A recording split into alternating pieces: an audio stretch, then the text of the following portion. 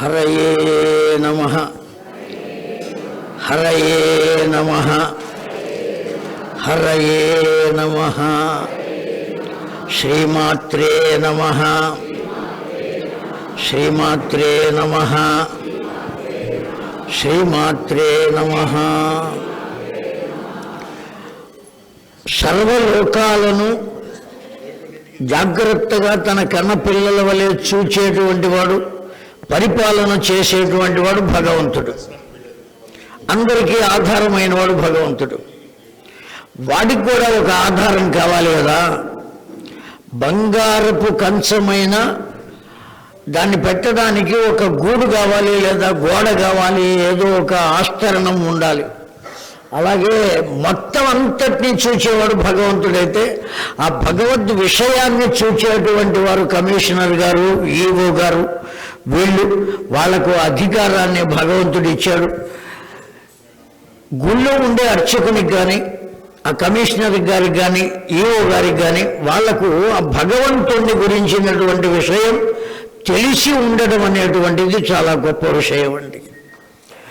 కేవలం నేను ఉద్యోగం చేస్తున్నాను, ఆ ఉద్యోగంలో ఈ పని చేయాలి, ఆ పని చేస్తున్నాను అనేటువంటి యాంత్రికమైన స్థితి కాకుండా ఓ దైవికమైనటువంటి వైదికమైనటువంటి భావన తెలిసి ఉండి పనిచేసేటువంటి వాళ్ళు ఉంటే ఆ దేవాలయాలు చాలా చాలా బాగా అభివృద్ధిలోకి వస్తాయి, గొప్పగా ఉంటాయి, అందరి భక్తుల యొక్క మన్ననలు పొందుతాయి. అటువంటి యువ గారు వచ్చారు, మనకు తర్వాత కమిషనర్ గారు వచ్చారు, వారి సందేశాన్ని తెలియజేశారు, మీరందరూ విన్నారు. ప్రకృతం అనుసరామః. మనం మళ్ళీ దేవీ భాగవతానికి వద్దాం. ఆ జనమేజయుడు యజ్ఞాన్ని ఆపేశాడు. ఆ దోష నివారణ కోసం దేవీ భాగవతాన్ని మనకి సరిపోయేట్టుందండి. వ్యాస భగవానుడే ఎవరు రచించారో వారే చెప్పడానికి సిద్ధపడ్డారు. మొట్టమొదటి ప్రశ్న వేశాడండి. ఏమని? శృణ్వంతు సంప్రవక్ష్యామి పురాణాని మునీశ్వరాః యథా శ్రుతాని తత్వేన వ్యాసాత్ సత్యవతి సుతాత్. అయ్యా, ఈ వ్యాసుడు ఒక్కడే రాశాడా, ఇంకెవరైనా రాశారా? వెంటనే దానికి సమాధానం చెప్పారండి. మహాయుగే ప్రవర్తంతు తే యుగే యుగే అనుసరంతు వ్యాస రూపిణం. ప్రతి మహాయుగంలోనూ ద్వాపర యుగ అంతంలో ఒక వ్యాసుడు అవతరిస్తాడు. జాగ్రత్తగా శ్రవణం చేద్దామండి. ప్రతి మహాయుగంలో, ఒక మహాయుగానికి 4 యుగాలు ఉంటాయి. కృతయుగం, త్రేతాయుగం, ద్వాపర యుగం, కలియుగం. ఈ 4 కలిపి ఒక మహాయుగం. 4 కలిపితే ఒక మహాయుగం. ప్రతి మహాయుగంలోనూ ద్వాపర యుగ అంతంలో రాబోయేటువంటి కలియుగంలో ఉండే మానవుల కొరకు ఒక వ్యాసుడు అవతరించి, ఆ వ్యాసుడే ఆ కలియుగంలో రాబోయేటువంటి మానవుల కొరకు దివ్యమైనటువంటి వేద ధర్మములను, శాస్త్రమును అనుసరించిన పురాణములను అందిస్తాడు. అట్లా ఇప్పటికి ఎంతమంది వ్యాసులు వచ్చారు అంటే 27 మంది వ్యాసులు అయిపోయారు. 28వ వ్యాసుడుగా సాక్షాత్తు నారాయణుడే అవతరించి ఇప్పుడు మనం చదువుకుంటున్నటువంటి పురాణములనన్నిటినీ రచించినవాడు ఎవరు అంటే సాక్షాత్తు నారాయణుడే. వ్యాసాయ విష్ణురూపాయ వ్యాసరూపాయ విష్ణవే నమో వై బ్రహ్మనిధయే వాసిష్ఠాయ నమో నమః. ఇంతటితో ఆగాడా? ఆయన ఎటువంటి వాడో చెప్పాడు. అవికారాయ శుద్ధాయ నిత్యాయ పరమాత్మనే సదైక రూప రూపాయ విష్ణవే సర్వజిష్ణవే. ఏమిటయ్యా ఆయన అంత గొప్పవాడైతే ఏమిటి ప్రయోజనం? యస్య స్మరణ మాత్రేణ జన్మ సంసార బంధనాత్ విముచ్యంతి. ఆయన్ని కేవలం తలుచుకున్నంత మాత్రం చేతనే ఈ మన జన్మ సంసార బంధనాలు, జన్మ సంసార బంధనాలంటే ఇతపూర్వమే ఇందాకే చెప్పుకున్నాం మనం. ఏమని? జనన మరణ చక్రంలో పడి ఉండటమే సంసారము. సారము లేని సారం అది, సంసారము అన్నారు. అందులో ఏమీ సారం లేదండి, ఏమీ ఆనందం లేదు. ఏమండి, అన్ని దుఃఖములే తప్ప ఆనందం లేదు. అటువంటి దాన్ని మనం కావాలని కోరుకుంటున్నాం, మళ్ళీ మళ్ళీ పుట్టాలి అని కోరుకుంటున్నాం. మనం అందరం కూడా ఎలా కోరుకుంటున్నామయ్యా అంటే మనం కర్మలు చేయటమే కోరుకోవడానికి తార్కాణం. మనం కర్మ చేశాము అంటే కర్మఫలాన్ని అనుభవించడం కోసం ఏం చేయాలి? మరల జన్మించాలి. మరి కర్మ చెయ్యకుండా ఎట్లా ఉంటామయ్యా? చేస్తాం కదా అంటే నువ్వు చేయవయ్యా కర్మను. కాకపోతే ఆ కర్మను ఎలా నిర్వర్తించాలి అంటే నిష్కామ కర్మయోగాత్ ప్రవర్తయ అని చెప్పింది శాస్త్రం. ఏ కోరిక కోరుకోకుండా నీ కర్మను నువ్వు చెయ్యి. ఏ కోరిక లేకుండా ఎట్లా చేస్తామండి? భగవంతుడికి ఎట్లా ఇస్తాం? జాగ్రత్తగా వింటున్నారు కదండి. ఏ కోరిక లేకుండా ఎవరు చేస్తారు పని? ఏదో ఒక లాభం కోసమే చేస్తారు. ఎంత ఖర్చు పెట్టుకుని ఇంత దూరం ఎందుకు వచ్చారు అంటే వాళ్ళు మనం ఇంతమంది వచ్చాం కదా, వాళ్ళే తీసుకెళ్తారు, చూపిస్తారు, స్పర్శ దర్శనం చేసుకోవచ్చు, చక్కగా తల తీసుకెళ్ళి ఆ శివయ్యకు ఆనించి ఆనందాన్ని పొందవచ్చు అని. అంతకన్నా మహద్భాగ్యం ఇంకొకటి ఏదైనా ఉందా అండి? నిన్న రాత్రి వెళ్ళి ఆ శివయ్యకు తల అలా ఆనిస్తే ఒక్కసారి ఒళ్ళు జలధరించింది. ఎవరిని ముట్టుకుంటున్నాను నేను? సాక్షాత్తు పరమశివుణ్ణి ముట్టుకుంటున్నా. వాడు నేను ముట్టుకోవడానికి వాడు అంగీకరించాడు. ఏమండి, అందరూ అంగీకరిస్తారా ముట్టుకోవడానికి? వాడు ఒప్పుకున్నాడు. ఎంతగా ఒప్పుకున్నాడో, ఎంత దయ ఉన్నదో. అందుకే అసుతోషుడు అని బిరుదు ఆ పరమేశ్వరునకు. అప్పటికప్పుడే ఆనందాన్ని పొందుతాటండి ఏ కొంచెం చేసినా. ఆ కవి చెప్పాడు కదా, తుమ్మి పువ్వులు తెచ్చి నీకు తృప్తిగా పూజింతమంటే కొమ్మ కొమ్మన కోటి తుమ్మెదా ఎంగిలంటున్నది లింగ మహానుభావ మహదేవ శంభో మాలింగమూర్తి ఏమి సేతురలింగ నేనేమి సేతు. ఏం చేస్తానురా? గంగ ఉదకము తెచ్చి నీకు లింగ పూజలు చేద్దామంటే గంగనున్న చేపకప్ప ఎంగిలంటున్నది లింగ.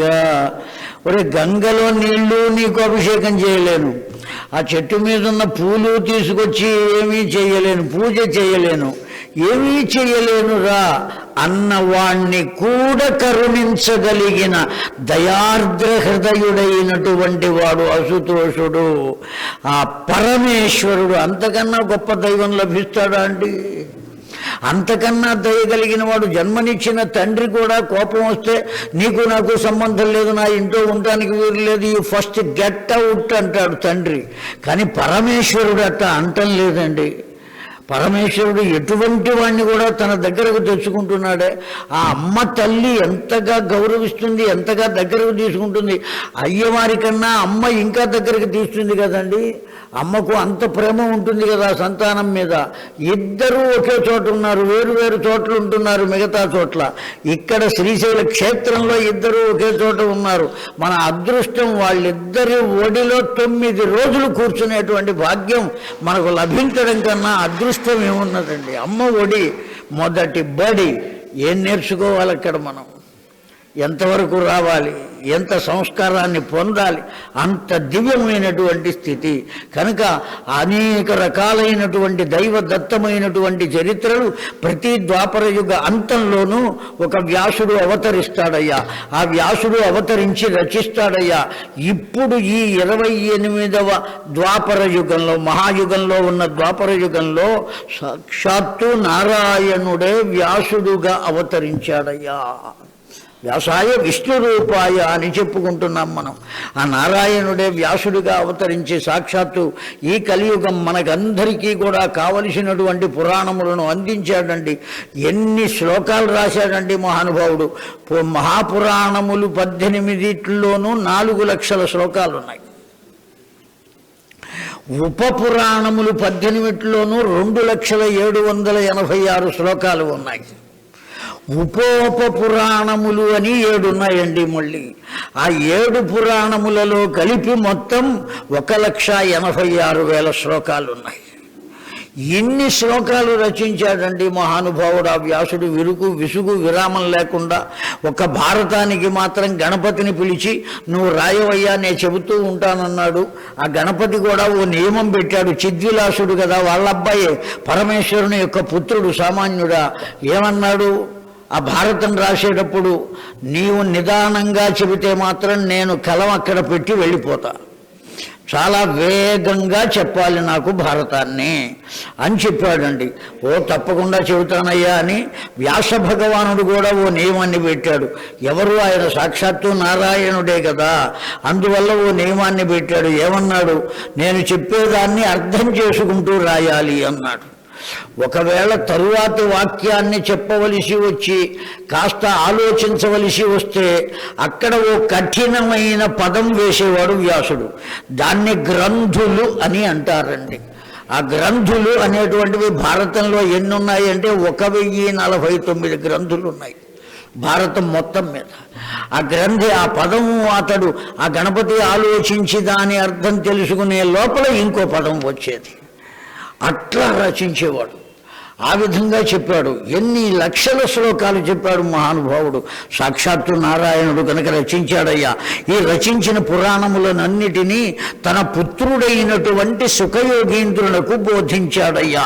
28 సంఖ్యేయం కథితాయా మయా శ్రుత కృష్ణద్వైపాయన ప్రోక్తం పురాణం చ మయా శ్రుతం శ్రీమద్భాగవతం పుణ్యం సర్వదుఃఖౌఘనాశనం కామదం మోక్షదం చైవ వేదార్థ పరిబృంహితం సర్వాగమ రసాయనం రసం ముముక్షూణాం సర్వం బోధ్యతే సుఖయోగేంద్రం ఆత్మపుత్రం. ఆయన పుత్రుడైనటువంటి సుఖయోగేంద్రునికి బోధిస్తుంటే నేను కూడా అక్కడే ఉండి సర్వము శ్రవణం చేసి నేను అధ్యయనం చేశానయ్యా. కేవలము శ్రవణము మాత్రమే చేయలేదు. ఏం చేశారు అంటే అధ్యయనం చేశారట. అధ్యయనం చేయటం అంటే మొత్తం అంతటినీ చదవటం, జాగ్రత్తగా అనుసంధానం చేసుకోవడం, వేదాధ్యయనము అని అంటున్నాం. గురువు గారు ఒక్క పదాన్ని ఆ పిల్లవాడికి చెబితే అనువాకాన్ని వాడు దాన్ని మళ్ళీ 3 సార్లు 2 సార్లు అనాలి. సంత చెప్పడం అని అంటాం మనం. తెలిసిందా అండి? ఆ విధంగా అంటూ ఉంటే అలా కొన్నాళ్ళు అనేటప్పటికీ వాడికి నోటికి పడుతుంది. ఆ నోటికి పట్టిన దాన్ని ఇంకా ఇంకా ఇంకా ఇంకా చేస్తూ ఉంటే దేనికి పడుతుంది? మనస్సుకు పడుతుందండి. ఎప్పటికీ కూడా మనస్సుకు పట్టింది చెరిగిపోదు, నోటికి పట్టింది చెరిగిపోతూ ఉంటుంది. గుర్తు చేసుకున్నారు కదా. మనలో చాలామంది అంటూ ఉంటారు, నాకు లలితా సహస్రనామం అంతా నోటికేనండి. నోటికి వస్తే చాలదండి. దేనికి పట్టాలి? మనస్సుకు పట్టాలి. బాగా గుర్తుపెట్టుకోవాలి. మనస్సుకు పట్టాలి అంటే దాని భావం పూర్తిగా తెలియాలి. ఆ భావం తెలుసుకుని ఎప్పుడైతే పారాయణ చేయటం ప్రారంభించామో ఆ భావం మనస్సుకు అందుతుంది, అతుక్కుంటుంది. మనస్సుకు ఎప్పుడైతే తోచిందో ఆ భావం హృదయంలో కదులుతుంది. ఆ కదులుతూ ఉన్నప్పుడు పారాయణ చేస్తే మనకు కలిగే ఆనందమే బ్రహ్మానందము అని చెప్పబడింది. ఇదిగో ఇలా ఉంటుంది బ్రహ్మానందం అని ఎవరికి చూపించలేం మనం. ఆ ఆనందాన్ని ఎవరికి వాళ్ళు అనుభవించవలసిందే. పంచదార ఎట్లు ఉండును చెప్పండి? ఎట్లుంటుందండి పంచదార? అవునా? తీయగా ఉండును. తీపి ఎట్లుండును? ఏం చేయాలి? ఇప్పుడు నోట్లో వేసుకోవాలి. వేసుకుంటే కానీ తెలియదు. అలాగే ఆ భావతత్వాన్ని అనుభవిస్తే కానీ తెలియదు. ఆ అనుభవాన్ని పొందడం కోసం మనం ఈ 9 రోజులు ప్రయత్నం చేయాలి. యాంత్రికంగా కూర్చుని మొత్తం శ్రవణం చేసినంత మాత్రం చేత ప్రయోజనం లేదు అని చెబుతూనే వైరాగ్యయుక్తేన శ్రవణం పఠితం వా విధేహి ఏతత్ సామ్యం ప్రపూయతే. నీవు తెలిసో తెలియకో వెళ్ళి పఠనం చేసినా లేదు పారాయణ చేసినా అంతవరకు కూడా నీకు వదిలిపెట్టకుండా ఫలితాన్ని భగవంతుడు ఇస్తాడయ్యా. ఆ దేవీ భాగవతం అంత దివ్యమైనటువంటిది అనేటప్పటికీ సూతుడు ఈ శౌనకాది మహామునులకు మరల ఓ సందేహం కలిగింది. ఏమండి, వ్యాస భగవానుకు కొడుకు కలిగాడు అన్నారు, అతడు అయోనిజుడు అని కూడా మేము విన్నాం, అసలు ఆయన ఉత్పత్తి గురించి చెప్పవలసింది అన్నారు. సౌమ్య వ్యాసస్య భార్యాయాం కస్యాం జాతస్సుతస్సుకః కథం వా కీదృశోయేన పఠితే సుసంహిత. భార్య లేదు కదా, ఏ విధంగా ఆయనకు పుత్రుడు కలిగాడు? భార్య లేకుండానే సంతానాన్ని ఎలా పొందగలిగాడు? పొందబడినటువంటి ఆ సంతానం ఏ విధంగా పఠనం చేశాడు, ఎలా నేర్పాడు? అయోరీజస్త్వయా ప్రోక్తః తథాచారిణజః సుఖః సందేహోస్తి మహాంస్తత్ర కథ్యతా యద్య మహామతే. ఓ సూతమునీంద్ర, మాకు ఆ విషయం అంతా కూడా చెప్పవలసింది అంటే ఓ చిన్న కథ చెబుతాను, జాగ్రత్తగా వినండి అన్నాడు. ఆయన తపస్సు చేస్తున్నాడు సరస్వతి నదీ తీరంలో. ఆశ్రమం పేరు శమ్యప్రాస ఆశ్రమము. జాగ్రత్తగా వింటున్నారు కదండి. ఆ ఆశ్రమం పేరు శమ్యప్రాస ఆశ్రమము. శమము అంటే క్షమాగుణము, ప్రాశనము అంటే పొందుట. ఆ క్షమాగుణమును పొందగలిగినటువంటి దివ్యమైన ప్రదేశమే ఆశ్రమమైతే, ఆ ఆశ్రమంలో ఉన్నటువంటి వారెవ్వరయ్యా అంటే వ్యాసుడు అందులో ఉంటున్నాడు. వ్యాసుడు అనే పేరు ఎందుకు వచ్చింది? వ్యాసము చేయటమే ఆయన తత్వం కనుక అన్నిటినీ వ్యాసం చేస్తూనే ఉంటాడు ఆయన. వ్యాసం చేయటం అంటే అర్థం ఏమిటండి? పెద్దదిగా చేయటం. అడవులు వ్యాసము వ్రాయుము ఇచ్చారా మీకు తెలుగు పేపర్లో చిన్నప్పుడు? అడవులు అనే 4 అక్షరాల పదాన్ని ఇస్తే మనం 4 పేజీల వ్యాసాన్ని రాసి వాడికి ఇస్తే 20 మార్కులు వేశాడు వాడు. వ్యాసము చేయుట అంటే విశదీకరించి వివరించి పెద్దదిగా చేసి చెప్పుట. ప్రతి విషయాన్ని అలా చెప్పాడు కనుకనే వాస్తవానికి శ్రీమద్భాగవతం సాక్షాత్తు నారాయణుడు బ్రహ్మదేవునకు ఎన్ని శ్లోకాల్లో చెప్పాడు? చతుశ్లోకి భాగవతం అని ఉన్నది. అమ్మవారు ఎన్ని శ్లోకాలు చెప్పింది దేవీ భాగవతంగా? అష్టశ్లోకి 8 శ్లోకములలో చెప్పింది. ఆ వటపత్రశాయి అయినటువంటి కృష్ణ పరమాత్మకు బోధించింది. కేవలం ఎన్ని శ్లోకాలు అంటే 8 శ్లోకాలు. అష్టావరిషిత శ్లోకాని విధీయతాం. 8 శ్లోకాల్లో వర్ణించింది మొత్తం. ఆ 8 శ్లోకాల్లో ఉన్నదాన్ని 18,000 శ్లోకాలతో 12 స్కంధాలుగా చేసి 318 అధ్యాయాలు ఉన్నాయండి ఈ దేవీ భాగవతంలో. 318 అధ్యాయాలు, 12 స్కంధాలు, 18,000 శ్లోకాలు. అన్ని శ్లోకాలుగా మనకు పెద్దదిగా చేసి విశదంగా వివరంగా అందించినటువంటి వాడు కనుకనే వ్యాసుడు అని పేరు వచ్చిందండి. అంతేకాదు విభజించటం కూడా వ్యాసమేనండి. జాగ్రత్తగా విందాం.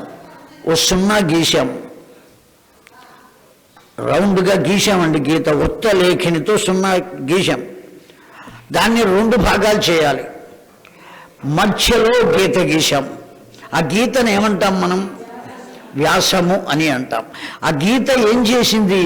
ఒకటిగా ఉన్నదాన్ని 2గా విభజించింది.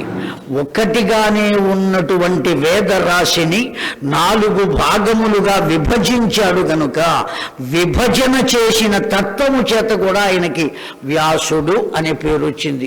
అనేక రకాల తత్వము చేత వచ్చిన నామములే తప్ప ఎవరో వాళ్లకు బియ్యంలో పేరు రాసి పెట్టినవి కావు. కృష్ణద్వైపాయనుడు అన్నా వ్యాసుడన్నా. ఈ కుమారుడు ఎలా కలిగాడు? ఆ శమ్యప్రాస ఆశ్రమం దగ్గర అలా కూర్చుని ఉండగా, తపస్సు చేస్తూ ఉండగా, ఎట్ట ఎదురుకుండా వీక్ష్యం ప్రేమాద్భుతం తత్ర బాలే చటకయోస్తథా వ్యాసశ్చింతాతురక్కావం మనసా సమచింతయతు.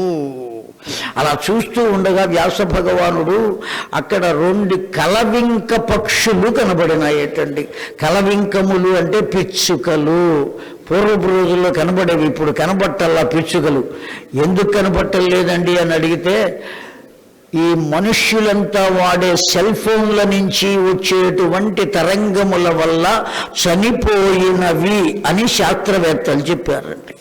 కనుక కేవలం మనం వాడుతున్నటువంటి సెల్ ఫోన్ వల్ల మనం ఎన్ని పిచ్చుకల్ని హత్య చేశామో ఒక్కసారి ఒంటరిగా కూర్చుని ఆలోచించుకుంటే ఏం చేస్తామో కూడా ఆలోచించండి. దాన్ని విసిరి అవతల పారేస్తామా, లేదు జేబులో పెట్టుకోవాలా అనేది కూడా ఆలోచించాలి. కనుక ఆ పిచ్చుకలండి, 2 పిచ్చుకలు ఒకటి మగ పిచ్చుక, రెండవది ఆడపిచ్చుక. అవి గుడ్లు పెట్టినాయి. ఆ గుడ్ల నుండి అప్పుడే గుడ్లు పగిలి ఆ గుడ్డు నుంచి బయటకు వచ్చినాయి. ఎర్రగా ఉన్నది శరీరం అంతా. కనబడుతోందా అండి మీకు? ఆ పుట్ట గూడు కనబడుతోందా? పిచ్చుకలు కనబడుతున్నాయా? దర్శించడానికి ప్రయత్నం చేయండి.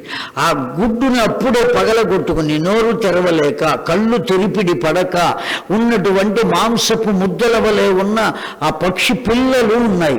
ఆ పక్షి పిల్లలకు పైనుండి సూర్యకిరణాలు పడుతూ ఉంటే అథవా కిం ఏతత్ తస్యః కిరణైః సముద్ధృత్య పక్షం విరచయాధృతం. ఆ కిరణాలు ఆ గుడ్డు నుంచి అప్పుడే బయటకు వచ్చినటువంటి ఆ పిట్టల మీద, ఆ పక్షుల మీద పడకుండా ఉండడం కోసం తండ్రి పక్షి అడ్డు పెట్టిందటండి తన రెక్కని. అడ్డు పెడితే తల్లి పక్షి ఎక్కడికో వెళ్ళి ఆహారాన్ని తెచ్చి ఎర్రగా ఉండి నోరు కూడా తెరవలేకపోతే తన ముక్కు పుటాలతో దాని నోరు తెరిపించి ఆహార పదార్థాన్ని లోపలికి పెడుతుంటే ఆ దృశ్యాన్ని చూచారు. ఎవరు చూచింది? వ్యాస భగవానుడు.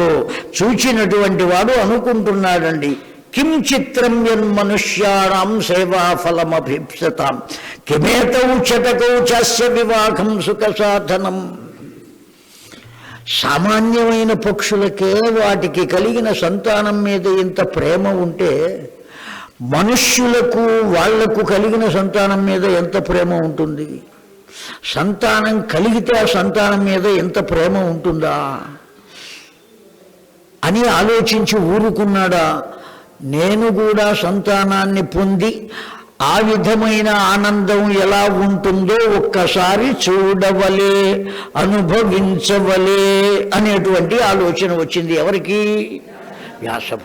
ఎంత తపస్సు చేసి ఎన్ని పురాణ గ్రంథములను లోకానికి అందించి ఇంత తత్వజ్ఞానాన్ని తెలియచేసినటువంటి వానికి కూడా వ్యాసుడంతటి వాడికి ఆ దృశ్యాన్ని చూచేటప్పటికీ మనస్సు ఏమైంది?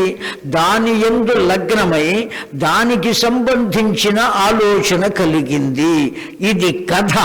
దీనివల్ల మనం తెలుసుకోవలసినదేమి అంటే ఎంతటి గొప్పవాడైనా, ఎంత విద్యావంతుడైనా, ఎటువంటి పండితుడైనా అదృశ్య దృశ్యం, చూడకూడని దృశ్యాన్ని కనుక చూస్తే పతనము కాక తప్పదు అని తన జీవితాన్నే వ్యాసుడు మనకు పాఠంగా అందజేశాడండి. ప్రతి విషయానికి వెనుక ఒక వేదాంత తత్వం ఉంటుంది. ఆ వేదాంత తత్వాన్ని తెలుసుకోవాలి. అది మనకు కావలసినటువంటి విషయం. కనుక ఊరికే పురాణంగా శ్లోకం చదివి తాత్పర్యం చెప్పి చేస్తే దానివల్ల ప్రయోజనం లేదు. మీరు వింటారు, పెడతారు. పురాణం చెప్పాడు కదా అని తలో 10 పరక ఇస్తారు. చెప్పిన వాడికి ప్రయోజనం తప్ప విన్న వాళ్ళకి ఏమీ ప్రయోజనం లేదు. దాని వెనుక ఉన్న తత్వం ఏమయ్యా? వ్యాసుడంతటి వాడు ఎన్ని పురాణాలు రాశాడు.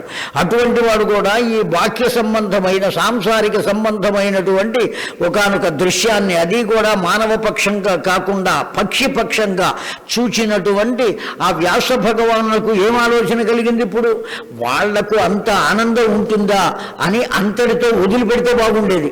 అట్లా వదిలిపెట్టక నేను కూడా సంతానాన్ని పొందితే ఆ ఆనందం ఎలా ఉంటుందో, ఆ తల్లిదండ్రులు పొందే ఆనందం ఎలా ఉంటుందో నేను కూడా పొంది చూస్తే బాగుంటుంది కదా అనిపించిందండి. ఎప్పుడైతే అనిపించిందో సంసారే అత్ర సమాఖ్యాతం సుఖానాముత్తమం సుఖం పుత్రగాత్ర పరిష్వంగ లాలనంచ విశేషత. అప్పుడే ఊరికే ఊహించడం కాకుండా ఆలోచనకు వచ్చేశాడు. దాన్ని అనుభవిస్తున్నాడు ఊహ మాత్రంగా. ఏమంటున్నాడండి? కేవలం పుత్రగాత్ర పరిష్వంగ లాలనంచ విశేషత. ఎంత గట్టిగా గొప్ప పండితుడు చెబుతున్నా సరే పురాణం, ఓ మనవరాలో మనవడో దగ్గరకు వచ్చాడు అనుకోండి, రారా నాన్న అని దగ్గరకు తీసుకుని ఒళ్ళో కూర్చోబెట్టుకుని వాడి చుబుకాన్ని ముద్దు పెట్టుకుని ఆ మూర్ధనాన్ని ముద్దు పెట్టుకుని జాగా మధ్యాహ్నం తిన్నావా, ఏం వేసుకు తిన్నావు, పురాణం నడుస్తూనే ఉంటుంది. ఈ విధంగా మనస్సుని తీసుకు వెళ్ళగలిగినటువంటిది మనవడు కాదండి. ఆ మనవని పట్ల మనకు ఉన్నటువంటి మమకారము, ఇది నాది అనేటువంటి మమకారమే మనల్ని లాక్కుని అక్కడికి పెడుతోంది. ఎప్పుడైతే ఆ మమకారము అనబడేటువంటి ప్రవాహానికి ఆనకట్ట కట్టామనుకోండి, ఏం చేస్తుంది? అది ఆగిపోతుంది ఆ ప్రవాహం. అవసరమైనప్పుడు తలుపులు తెరుస్తాం, అవసరం లేనప్పుడు ఆనకట్టకు ఏం చేస్తారు? ఆ తలుపులు మూసేస్తారు. మూసేస్తే మమకారం ఆగిపోతుంది. వాళ్ళు ఏదో వచ్చారు, ఆ వచ్చినప్పుడు ఆ పిల్ల కూతురు, అల్లుడు, మనవడు, మనవరాలు వీళ్ళందరూ వచ్చారండి. ఆ వచ్చినప్పుడైనా ఆ తలుపులు తెరవకపోతే అసలు మా నాన్నకి మా మీద ప్రేమ లేదు, పాడు లేదు, ఇంకెప్పుడు రాకూడదు ఇట్లా అనుకుంటారు. వాళ్ళు శత్రువుగా భావిస్తారు. అందుకోసం అప్పుడు ఏం చేయాలి? ఆనకట్టకు తలుపులు తీయాలి. తీస్తే అప్పుడు ఆ మమకారం ప్రవహిస్తుంది. నా చిట్టి, నా పొట్టి అని అనేక రకాలుగా పలకరిస్తాడు. ఒళ్ళో కూర్చోబెట్టుకుంటాడు, నెత్తిని కూర్చోబెట్టుకుంటాడు. వాళ్ళు వెళ్ళిన తర్వాత మళ్ళీ ఆ తలుపులు మూసివేయవలే, బంధనము. కనుక వ్యాసుడంతటి వాడు ఆ మోహంలో పడ్డాడండి. ఏ మోహంలో పడ్డాడు? మమకార మోహము. అథవా ఈ ఖచ్చితంగా కలిగి తీరాల్సిందే అనేటువంటి భావంలోకి వచ్చాడండి. ఎందుకని? పుత్ర పరమధర్మిష్ట పుణ్యార్థం కలవింకయో ఆర్జయిత్వా అథవా ద్రవ్యం పితరౌ తర్పయిష్యతి. ఆ పుత్రుడి మీద మమకారం దేనివల్ల కలుగుతోంది? ఎందువల్ల కలగాలి అంటే, కనీసం నేను వార్ధక్యంలో ఉన్నప్పుడు వాడు నన్ను పోషిస్తాడు కదా అనేటువంటి భావంతో అయినా సరే పుత్రుణ్ణి పొందవలసిందే. అదీ కాక శాస్త్రం ఇంకో మాట చెబుతున్నది. ఏమని? పుత్రుడు గనక లేకపోతే అపుత్రస్య గతిర్నాస్తి అని చెబుతున్నది శాస్త్రం. పుత్రులు లేని వాళ్లకు ఉత్తమ గతులు కలుగవు అని చెబుతున్నవి. ఒక్క పుత్రుడి గురించే చెప్పారండి, కుమారుని గురించి చెప్పలా. కుమారుడు వేరు, పుత్రుడు వేరు. పుత్రుడు అంటే ఎవరంటే, మా అమ్మ నాన్న దగ్గర నేనే ఉన్నానండి అని చెప్పేవాడు పుత్రుడు. నా దగ్గర మా తల్లిదండ్రులను ఉంచి పోషిస్తున్నానండి అనేవాడు కొడుకు. కొడుకు వేరు, పుత్రుడు వేరు. మనం పుత్రులం కావాలా, కొడుకులం కావాలా అనేది ఆలోచించాలి. పుత్రికల గురించి అసలు ఏ విషయం చెప్పాలా. మా గురువు గారు అయితే ఒక మాట చెప్పారు. ఇక్కడ వ్యాసుడు అంటున్నాడండి, అథవా కిం గయాశ్రార్థం గత్వా సంవితరిష్యతి అన్నాడు. చిట్ట చివరికి మనల్ని పోషించినా పోషించకపోయినా, ఎప్పుడైనా విహారార్థం కాశీకి వెళ్ళినా అక్కడి నుంచి రాత్రికి రాత్రి గయ వెళ్ళి తెల్లవారి పొద్దున్నే నాకు పిండ ప్రదానం చేస్తాడు కదా. గయలో పిండ ప్రదానం చేస్తే ఎంత మంచిది, ఉత్తమ గతులు కలుగుతాయి. ఆ చేయబడినటువంటి పిండాలు గయలో ఎక్కడ పెడతారండి? విష్ణు పాదముల వద్ద ఉంచుతారు. అక్కడ అంతకన్నా ఎక్కడ గోవుకు పెట్టక్కర్లేదు. అక్కడ ఉన్నటువంటి నది అసలు కనబడదు. గది గయలో నది, ఫల్గు నది అంటారు దాన్ని. ఆ ఫల్గుని అనేటువంటి నదిలో కలపడానికి కూడా అవకాశం లేదు, నీళ్లు ఉండవు కనుక. మరి ఎక్కడ పెట్టాలి అంటే విష్ణు పాదముల వద్ద. ఆ విష్ణు పాదముల వద్ద ఏం ఉన్నదని పిండాలు పెడుతున్నారండి. విష్ణువు కప్ప చెబుతున్నావా అంటే కాదండి, విష్ణు పాదోద్భవి గంగా. అక్కడ గంగ ఉండి తీరుతుంది కనుక ఆ గంగలో కలిపినట్టుగా భావించి విష్ణు పాదముల వద్ద ఉంచుతాం మనం. దాన్ని తీసుకుని వెళ్ళి ఆ గయాసురుడు పొందినటువంటి వరం చేత ఆ నగరానికే గయాసురుడి పేరు వచ్చింది, గయా అని. ఒక్క నగరానికైనా 3 నగరాలకి శిరోగయ, హృదయ గయ, పాదగయ అని 3 ఉన్నాయండి. ఒక్క గయ కాదు, 3 గయలు ఉన్నాయి. కనీసం కొడుకు పుడితే ఒక్క గయలో అన్నా పిండ ప్రదానం చేయకపోతాడా? ఆ పిండ ప్రదానం చేస్తే ఉత్తమ గతులు కలుగుతాయి అని పెద్దలు చెబుతారు కదా. కనీసం అందుకొరకైనా కొడుకు కావాలి కదా. ఇక్కడ మనకు సందేహం, ఆడపిల్లలు పెట్టకూడదా? పెట్టకూడదు, అందులో ఏమాత్రం సందేహం లేదు. మా గురువు గారు చెప్పేవారు, ఒకవేళ పెట్టచ్చు అని ఎవరైనా అంటే, పెడితే ఆడపిల్ల గనక పెడితే, ఆ పిల్లకు పెళ్ళి అయిపోతే ఆ పిల్ల గనక పెడితే బతికున్న పిండం మామగారికి చెందుతుంది కానీ తండ్రికి మాత్రం చెందదు అని చెప్పారండి. ఎవరికి చెందుతుందిట? బతుకున్న మామగారికి చెందుతుంది. బతుకున్న వాడికే పిండ ప్రదానం చేసినట్లు అవుతుంది. కనుక ఎట్టి పరిస్థితుల్లోనూ పెట్టరాదు. ఒకవేళ పెట్టదలుచుకుంటే ద్రవ్యాన్ని ఖర్చు చేయవచ్చు. ఎవరినైనా ఒకరిని ఆధారంగా చేసుకుని ఒక బ్రాహ్మణుని చేత కర్మ చేయించాలి. అతడు కూర్చుని చేయించినటువంటి దానికి కూలీగా అతనికి ఏదైనా ద్రవ్యాన్ని మనం ఇచ్చుకోవాలి. అతడి ద్వారా చేయాలి తప్ప వాళ్ళంతట వాళ్ళు కూర్చుని చేయడానికి ఒకవేళ చేయించి ఆయన ప్రాచీన వీతి అన్నాడండి. ఈవిడ ఏం తిప్పుతుంది? కొడుకైతే యజ్ఞోపవీతాన్ని తిప్పుతాడు, ఈవిడేం తిప్పుతుందండి? ఎందుకు కూర్చుంటుంది? కనుక ఎవరు పడితే వాళ్ళు ఎట్లా పడితే అట్లా శాస్త్రాన్ని వినియోగించుకుని ప్రవర్తించడానికి వీలు లేదండి. కనుక శాస్త్రం నిబద్ధింపబడి ఉన్నది వేదముల ద్వారా. దాన్ని అనుసరి తస్మాత్ శాస్త్రం ప్రమాణంతే కార్యాకార్య వ్యవస్థితం అని చెబుతున్నది, ఎలుగెత్తి చెబుతున్నది. శాస్త్రాన్ని అనుసరించే మనం చేయాలి, మన ఇష్టం వచ్చినట్టు మనం చేయడానికి వీలు లేదు. వార్ధకే ప్రాప్తే పరిచర్యాం కరిష్యతి. కనీసం ముసలితనం వస్తే వాడు సేవ చేస్తాడు కదా, నాకు నేను లేవలేకపోయినా దగ్గినా ఏం చేసినా కాస్త నన్ను చూస్తూ ఉంటాడు కదా, అటువంటి వాడి కోసం కొడుకు కావాలి కదా. పుత్రగాత్ర పరిశ్వంగ లాలనంచ విశేషత. వాడిని ఒళ్ళో కూర్చోబెట్టుకుని ముద్దాడుతూ ఉంటే, గాఢాలింగనం చేసుకుంటే ఆ స్పర్శ చేత కలిగేటువంటి ఆనందం, పైగా ఊరుకుంటాడా అండి? వీడు కావులించుకునో ఆలింగనం చేసుకునో ముద్దు పెట్టుకునో ఆనందాన్ని పొందవచ్చు. ఎదురుకుండా ఎవడైనా వస్తే మా అబ్బాయి అండి అని ఈ ఆనందాన్ని వాడికి కూడా పంచడానికి చూస్తాడు. వీడికి వాడికి ఏ సంబంధం ఉండదు. అయినప్పటికీ కూడా తనకు కలిగిన మమకారాన్ని ఎదుటి వాళ్ళకి ఇదేమంటే పరిచయం చేయటం. వీడిని వాడికి ఎందుకు పరిచయం చేయాలి, వాడిని వీడికి ఎందుకు పరిచయం చేయాలి? కేవలం ఎవరిని పరిచయం చేయాలి? కడుపున పుట్టిన పిల్లవాడికి కూడా అమ్మవారిని పరిచయం చేయి, భగవంతుణ్ణి పరిచయం చేయి, తత్వాన్ని గురించి పరిచయం చేయి, ధర్మాన్ని గురించి పరిచయం చేయి, సద్విషయములను గురించి పరిచయం చేయి. లోకంలో వాళ్లను పరిచయం చేయవలసినటువంటి ఆవశ్యకత లేదు. జాగ్రత్తగా విందాం. పొట్లపాదు వేశాం, పూత పూసింది, కాపు వచ్చింది, పొట్లకాయ వచ్చింది. రైతు ఏం చేస్తాడు? కొద్దిగా పెరిగిన పొట్లకాయకు అడుగున రాయి ఒకటి కడతాడు. ఆ రాయి కడితే ఆ పొట్లకాయ సాఫీగా కిందికి వస్తుంది. కట్టకపోతే వంకర్లు తిరుగుతుంది. మన ఇంట కలిగిన సంతానము కూడా అంతే. వాడికి క్రమశిక్షణ అనబడేటువంటిది, దైవభక్తి అనబడేటువంటిది, యోగ్యత అనబడేటువంటిది, ఇలా పేర్లు కలిగినటువంటి శిలలు గనక వాడి తలకు కడితే వాడు హాయిగా పెరుగుతాడు. మొత్తం వదిలిపెడితే వాడు ఏమవుతాడు? అడ్డదిడ్డంగా పెరుగుతాడు, వాడి ఇష్టం వచ్చినట్టు ప్రవర్తిస్తాడు. దానివల్ల మనకు ప్రయోజనం ఉండదు. నీలోత్సంగంచ విధివత్ పరికరిష్యత బాలక. నేను ఎట్లా అయినా సరే ఓ పిల్లవాడిని నేను పొంది తీరాలే, సంతానం కలిగి తీరాలి. అపుత్రస్య గతిర్నాస్తి సర్గో నైవచ నైవచ అని చెప్పారు.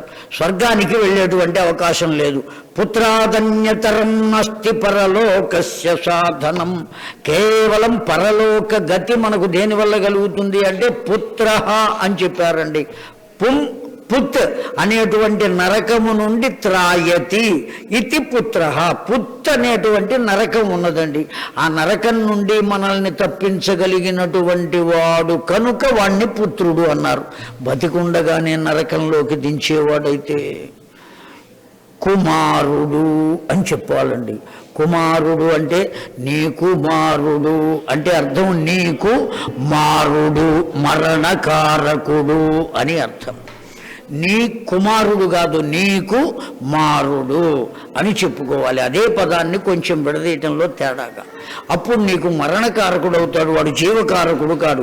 మన్వాధిపిశ్చ మునిభిర్ అర్థశాస్త్రేషు భాషితం పుత్రవాన్ స్వర్గమాప్నోతి నా పుత్రస్తు కథంచన.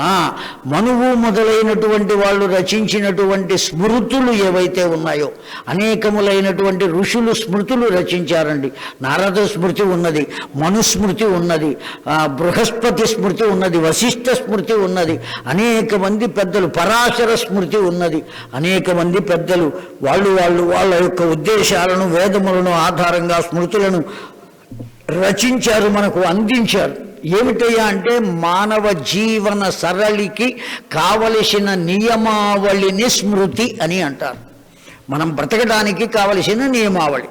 ఎన్ని గంటలకు లేవాలి, ఎన్ని గంటలకు పడుకోవాలి, లేచిన వెంటనే ఏం చేయాలి, ఆ చేయవలసినటువంటి కర్మను ఎలా చేయాలి, స్నానం ఎప్పుడు చేయాలి, ఎందుకు చేయాలి. స్నానాన్ని కూడా విధి విహితంగా వేదములే చెప్పినాయండి. సూర్యోదయాత్ పూర్వం కనుక చేస్తే పంచపంచ ఉషకాలంలో స్నానం చేస్తే అది దేవస్నానము అన్నారు.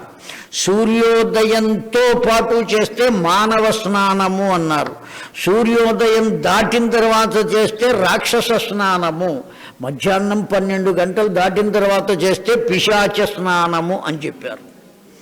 కనుక ఏ స్నానం చేయాలనేది వాళ్ళు చెప్పిన దాన్ని బట్టి ఒరే అబ్బాయి ఇన్ని గంటలకే చెయ్యి అని చెప్పాల, అన్ని గంటలకు చేస్తే అది ఏ స్నానం అవుతుందో చెప్పారు.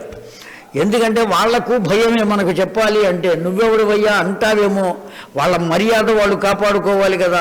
అందుకని ఫలానా సమయంలో చేస్తే ఈ స్నానం, ఫలానా సమయంలో చేస్తే ఈ స్నానం అంటారయ్యా అని విశదంగా చెప్పారు మనకు ప్రతి విషయాన్ని. వాటిల్నే స్మృతులు అని అంటాం మనం. ఆ స్మృతులలో చెప్పారండి, పుత్రాత్ అన్యతరం అస్తి పరలోకస్య సాధనం మన్వాధిభిశ్చ మునిభిః అర్ధధర్మశాస్త్రేషు భాషితం పుత్రవాన్ స్వర్గమాప్నోతి నా పుత్రస్తు కథాంచన. ఈ మనువులు వీళ్ళందరూ కూడా రచించినటువంటి స్మృతులలో పుత్రుడు కలిగినటువంటి వాళ్ళకే ఉత్తమగతులు కలుగును, పుత్రులు లేనటువంటి వారికి ఉత్తమగతులు ఏ విధంగా కలుగుతాయి అని చెప్పారు. చాలామందికి సందేహం రావచ్చండి, ఇవాళ రేపు చాలామందికి ఆడపిల్లలే పుడుతున్నారు. ఎందుకంటే నాకు కూడా 3 ఆడపిల్లలే, మగపిల్లలు లేరు. అందుకోసమని ముందే గుమ్మడికాయలు దొంగేవాడంటే భుజాలు తడువుకున్నట్టు ముందు నేనే చెబుతున్నా. దౌహిత్రుడు అనబడేవాడు కలిగితే వాడు అదృష్టవంతుడే. ఆ దౌహిత్రుడు, ఆ కలిగినటువంటి ఆ దౌహిత్రుడు కూడా ఎవరికి కలగాలి? పెద్ద కూతురికి కలగాలి. ఆ పెద్ద కూతురికి కూడా మొట్టమొదట కలిగినటువంటి వాడు మగపిల్లవాడు అయి ఉండాలి. అప్పుడు వాడు దౌహిత్రుడుగా చెప్పబడతాడు. వాడు లేకపోతే రెండవ పక్షం రెండో కూతురికి. అర్థమైందా అండి? లేదా పెద్ద కూతురికే కలిగిన రెండో ప్రసూతిలో కలిగినటువంటి వాడు ఏవైనా అడ్జస్ట్ చేసుకోవడమే కానీ ధర్మశాస్త్రం కాదు. ధర్మశాస్త్రం మాత్రం పెద్ద కూతురికి మొట్టమొదటి ప్రసూతిలో కలిగిన పిల్లవాడే దౌహిత్రుడు. వాడికి వాడి తల్లిదండ్రులు బ్రతికి ఉన్నప్పటికీ కూడా ఈ తాత అమ్మమ్మ మరణించినట్లయితే వాళ్లకు కర్మ చేసేటువంటి అధికారం వాడికి ఒక్కడికే ఉన్నది. అప్పుడు కూడా ఈ కర్మ చేయించుకున్నటువంటి వాడు తరిస్తాడు. దౌహిత్రుడు చేసినా తరిస్తాడు, కొడుకు చేస్తే తరిస్తాడు, దౌహిత్రుడు చేసిన. కనుక ఎవరు దిగులు పడవలసినటువంటి పని లేదు. పుత్రవాన్ స్వర్గమాప్నోతే నా పుత్రస్తు కథంచన. ఇన్ని రకాలుగా ఆలోచించాడండి వ్యాసుడు. ఎట్లాగైనా సరే నేను ఇప్పుడు సంతానాన్ని పొందాలి. దేవదేవ జగన్నాథ భూత భవ్య భవత్ ప్రభో తపశ్చరసి కస్మాత్వం కిం దాస్యతి జనార్దన. మనస్సులో అనుకున్నాడట వ్యాసుడు, జనార్దన జగన్నాథ ఇప్పుడు నేనేం చేయాలి? నేను సంతానాన్ని పొందాలి అంటే వివాహం చేసుకోవాలి. ఒకవేళ వివాహం చేసుకుంటే ఇంతకాలం తపస్సు చేసి గడ్డాలు మీసాలు పెరిగిపోయి ఇంత వయస్సు వచ్చి ఈ వయస్సులో ఉండగా ఇప్పుడు పెళ్లి కావాలి అని కోరుకుంటున్నాడు, ఎవరి కొరకో పరుగు పెడుతున్నాడు అని నన్ను అందరూ నిందిస్తారయ్యా. మరి అలా కాకుండా నాకే ఆ స్త్రీమూర్తి లభించేట్టుగా ఏదైనా వరం ఇవ్వరాదా? నాకు వివాహం జరిగేట్టుగా. వివాహం జరిగితే కదా నేను సంతానాన్ని పొందాలి. పోనీ అది కాకుండా పోనీ తపస్సు చేసి సంతానాన్ని పొందుతానయ్యా. తపస్సు ఎవరిని గురించి చేయాలి? దేవదేవ జగన్నాథ తపశ్చరసి కస్మాత్వం కిం దాస్యతి. ఎవరిని గురించి నేను తపస్సు చేయాలి? అమ్మవారిని గురించి చేయాలా? లేదు గణపతిని గురించి చేయాలా? కుమారస్వామిని గురించి చేయాలా? ఇవాళ రేపు ఎన్ని చెబుతున్నారండి. అనేక మంది దైవజ్ఞులైనటువంటి పండితులు నీకు సంతానం కావాలి అంటే సంతాన వేణుగోపాల మంత్రాన్ని జపించవయ్యా, నేను చెబుతున్నాను, నీకేం భయం లేదు, వచ్చే సంవత్సరానికి పిల్లవాడిని చేతిలో ఉంటాడు. ఆయనకి చెప్పడం చేత కదయ్యా, కుమారస్వామిని సేవించి నీకెందుకు, నీకు పిల్లలు కలుగుతారని ఇంకోటి చెబుతాడు. వీళ్ళిద్దరూ చెప్పింది ఏం చేయాలో తెలియక వాడు తలబద్దలు కొట్టుకుంటూ ఉంటాడు. కనుక ఏం చేయాలి? అనేక రకాలైన మాటలు చెబుతున్నారు కదా. ఇప్పుడు నేను దేవేశ కించ చిత్రమతఃపరం త్వన్నాభికమలార్జితం. ఎవరిని గురించి నేను ప్రార్థించాలి? సృష్టికర్త అయినటువంటి బ్రహ్మదేవునా, స్థితికర్త అయినటువంటి విష్ణువునా, లయకర్త అయినటువంటి శివునా, లేదు విఘ్న వినాశకుడైనటువంటి గణపతినా, దేవసేనా నాయకుడైనటువంటి అతన్నా, వీరందరికీ కారణమైనటువంటి అమ్మవారినా, ఎవరిని కీర్తించాలి, ఎవరిని సేవించాలి అని అనుకుంటూ ఉండగానే దేవప్రేరితమై దేవలోకంలో ఉన్న అప్సరస భూలోకానికి వచ్చిందయ్యా. మనం ఎప్పుడైతే అనుకుంటున్నాడో వ్యాసుడు దానికి కావలసినటువంటి సందర్భాన్ని ఏర్పాటు చేశాడు. ఎవరు ఏర్పాటు చేసింది? అమ్మవారే ఏర్పాటు చేసిందండి. ఆ తల్లి అమ్మ కదా, ఆ పిల్లవాడి మనస్సులో ఉన్న భావన తెలుస్తుంది. పిల్లవాడి ఆకలి ఎవరికి తెలుస్తుంది? తండ్రికి తెలుస్తుందా, తల్లికి తెలుస్తుందా అండి? తల్లికే తెలుస్తుంది. కనుక వాడి మనస్సులో ఉన్న భావన, వ్యాస భగవానుడి మనస్సులో ఉన్న భావన అమ్మకు తెలిసింది. తెలిసి ఏం చేసింది? ఒక ఆవిడ్ని వ్యాసుని వద్దకు పంపించింది. ఎవరు ఆవిడ? దేవవేశ్య అయినటువంటి ఘృతాచి. ఆమెకు ఏమని పేరు? ఘృతాచి. ఆ పేరు ఎందుకు వచ్చింది ఘృతాచి అని? పూర్వకాలంలో పెళ్ళిళ్ళు జరిగినప్పుడు ఈ గ్యాసు పొయ్యిలు ఇవేవి లేనప్పుడు గాడి పొయ్య అని తీసేవాళ్ళండి. మా చిన్నప్పుడు మేము చూసాం, మీరు కూడా చూసి ఉంటారు. గాడి పొయ్య నేల మీద తవ్వి ఆ కట్టెలన్నీ అందులో పెట్టి నిప్పు రాజేసి పెద్ద పెద్ద గుండిగలు కూడా దాని మీద పెట్టి అలా వండి అలా పక్కకి జరిపేసేవాళ్ళు. అర్థం చాటలతో ఉప్పు వేయటం నేను చూసాం మా ఊళ్ళో. విశ్వనాథపల్లి అనే ఊళ్ళో, ఆ అవనిగడ్డ దగ్గర విశ్వనాథపల్లి, అది మా సొంత ఊరు. ఆ ఊళ్ళో మా చిన్నప్పుడు గుండిగలు పెద్ద పెద్ద గంగాళాలు పులుసులో చాటతో ఉప్పు వేసేవాళ్ళు, ఆ వంట చేసేవాళ్ళు. అట్లా వేసేవాళ్ళండి, అంత పెద్ద వంటలు చేసేవాళ్ళు. ఆ విధంగా గాడి పొయ్య పెళ్ళైపోయింది, వాళ్ళు కాపురానికి వెళ్ళిపోయారు, ఆ పొయ్యి తీసేశారు, కట్టెలు లేవు అందులో. కానీ గాడి తీసిన గాడి అట్లాగే ఉన్నది. ఇంట్లో వాళ్ళకి నెయ్యి వేయడానికి ఆ నెయ్యి పేరుకుపోతే దాన్ని కరగబెట్టడం కోసం ఆ ఇల్లాలు గాడిపోయి దగ్గరికి వెళ్ళి పెట్టేదిట. 6 నెలల తర్వాత కూడా గాడిపోయి దగ్గర పెట్టిన నేతి గిన్నెలో ఉన్న నెయ్యి కరుగుతుంది అని పెద్దవాళ్ళు చెప్పేవాళ్ళు. ఆ గాడిపోయి దగ్గర తీసివేసిన 6 నెలల తర్వాత కూడా పేరుకున్న నెయ్యి ఎలా కరిగిపోతుందో అలాగా ఆమెను చూచిన పురుషుని మనస్సు కరిగిపోతుంది. కనుక నేతిని ఘృతము అంటారు. కనుక అలా మగవాని మనస్సును కరిగింపచేసేంత సౌందర్యము కలిగినది గనుక ఆమెకు దేవలోకంలో ఘృతాచి అనే పేరు వచ్చిందండి. అఘృతాచి అన్నారు. ఆమె ఆ ఘృతాచి అనబడే ఆవిడ వచ్చింది ఇప్పుడు వ్యాస భగవానుని వద్దకు. తీరా వచ్చిందా? వచ్చిన తర్వాత ఆవిడకు సందేహం కలిగిందండి. కర్త పాలయిత హర్త సమర్థ సర్వకార్యకృతు. ఆ వ్యాసుని వద్దకు వెళితే ఇంతకాలం తపస్సు చేశాడు కదా, ఆ తపోశక్తి చేత ఒక్కసారి ఇంత దుర్మార్గం చేస్తావా, నువ్వు నా దగ్గరికి వచ్చి నా తపస్సు భంగపరుస్తావా అని శపిస్తాడేమో అని భయం కలిగింది. మళ్ళీ ఎవరికి? ఘృతాచికి. పంపినది ఎవ్వరు అని మరిచిపోయిందండి. జాగ్రత్తగా వింటున్నారా? ఘృతాచి ఏ లోకంలో ఉంటుంది అంటే స్వర్గలోకంలో. అక్కడి నుంచి ఎవరి చేత పంపబడింది అంటే సాక్షాత్తు అమ్మవారి యొక్క అనుజ్ఞ చేత పంపబడింది. తీరా ఎక్కడికి వచ్చింది అంటే భూలోకానికి వచ్చింది. అమ్మవారే నన్ను పంపించింది కదా, నేనెందుకు భయపడాలి అనేటువంటి ఆలోచన లేకుండా తీరా ఇక్కడికి వచ్చిన తరువాత ఈ వ్యాసుడు నన్నేమైనా శపిస్తాడేమో అనేటువంటి భయం చేత తన రూపాన్ని మరుగుపరిచి చిలుక రూపాన్ని పొందిందండి భయపడి. ఎందువల్ల అంటే ఎప్పుడైతే భూమి మీద పడతాడో వాడికి ఆ క్షణంలోనే ఏర్పడేది భయము. అమ్మవారి దగ్గర ఉన్నంత వరకు ఘృతాచికి ఏ భయం లేదు. అమ్మవారు వెళ్ళమన్నది వచ్చేసింది. కానీ ఎక్కడికి వచ్చింది? భూమి మీదకి వచ్చింది. ఈ భూమి ఎప్పుడైతే వాసన చూసిందో ఆ ఘృతాచికి ఏమొచ్చింది? ఇప్పుడు భయం కలిగింది. తన రూపాన్ని మరుగుపరుచుకున్నది, చిలుకగా మారింది. దీని వెనుక ఉన్న వేదాంతం ఏమయ్యా? భూతత్వమును ఎప్పుడైతే పొందావో నీవు భయపడతావు. భూమి మీద ఉన్న మరిచిపోకుండా దైవతత్వాన్ని నీ చెంత ఉంచుకో, అప్పుడు నీవు భయపడవలసిన పని లేదు. ఎప్పుడు మనం భయపడకుండా ఉంటాం? దైవ చింతనతో ఉంటే భయపడకుండా ఉంటాం. భూతత్వాన్ని ఎప్పుడైతే పొందామో మనం ఏం పొందుతాం? భయాన్ని పొందుతాం, విహ్వలత్వాన్ని పొందుతాం, భీతులము అవుతాం, అనేక రకాలైన భయ సంబంధమైన విషయాలన్నీ పొందుతాం. ఇవేవి పొందకూడదు. ఏం కావాలి మనకు? నిశ్చింతగా ఉండాలి, ధైర్యంగా ఉండాలి.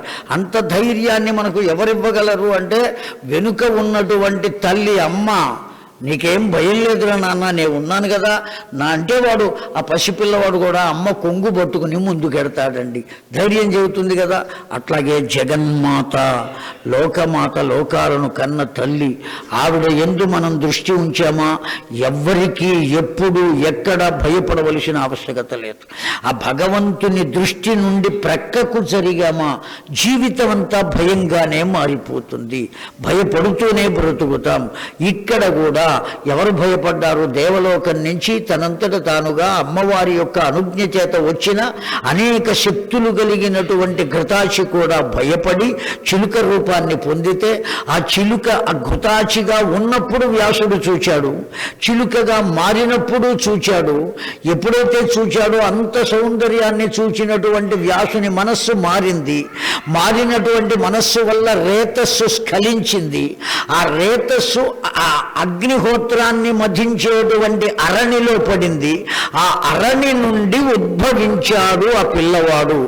ఆ సుఖమును చూచిన కారణం చేత ఉద్భవించాడు గనుక అతడికి సుకుడు అని నామకరణం చేశారు.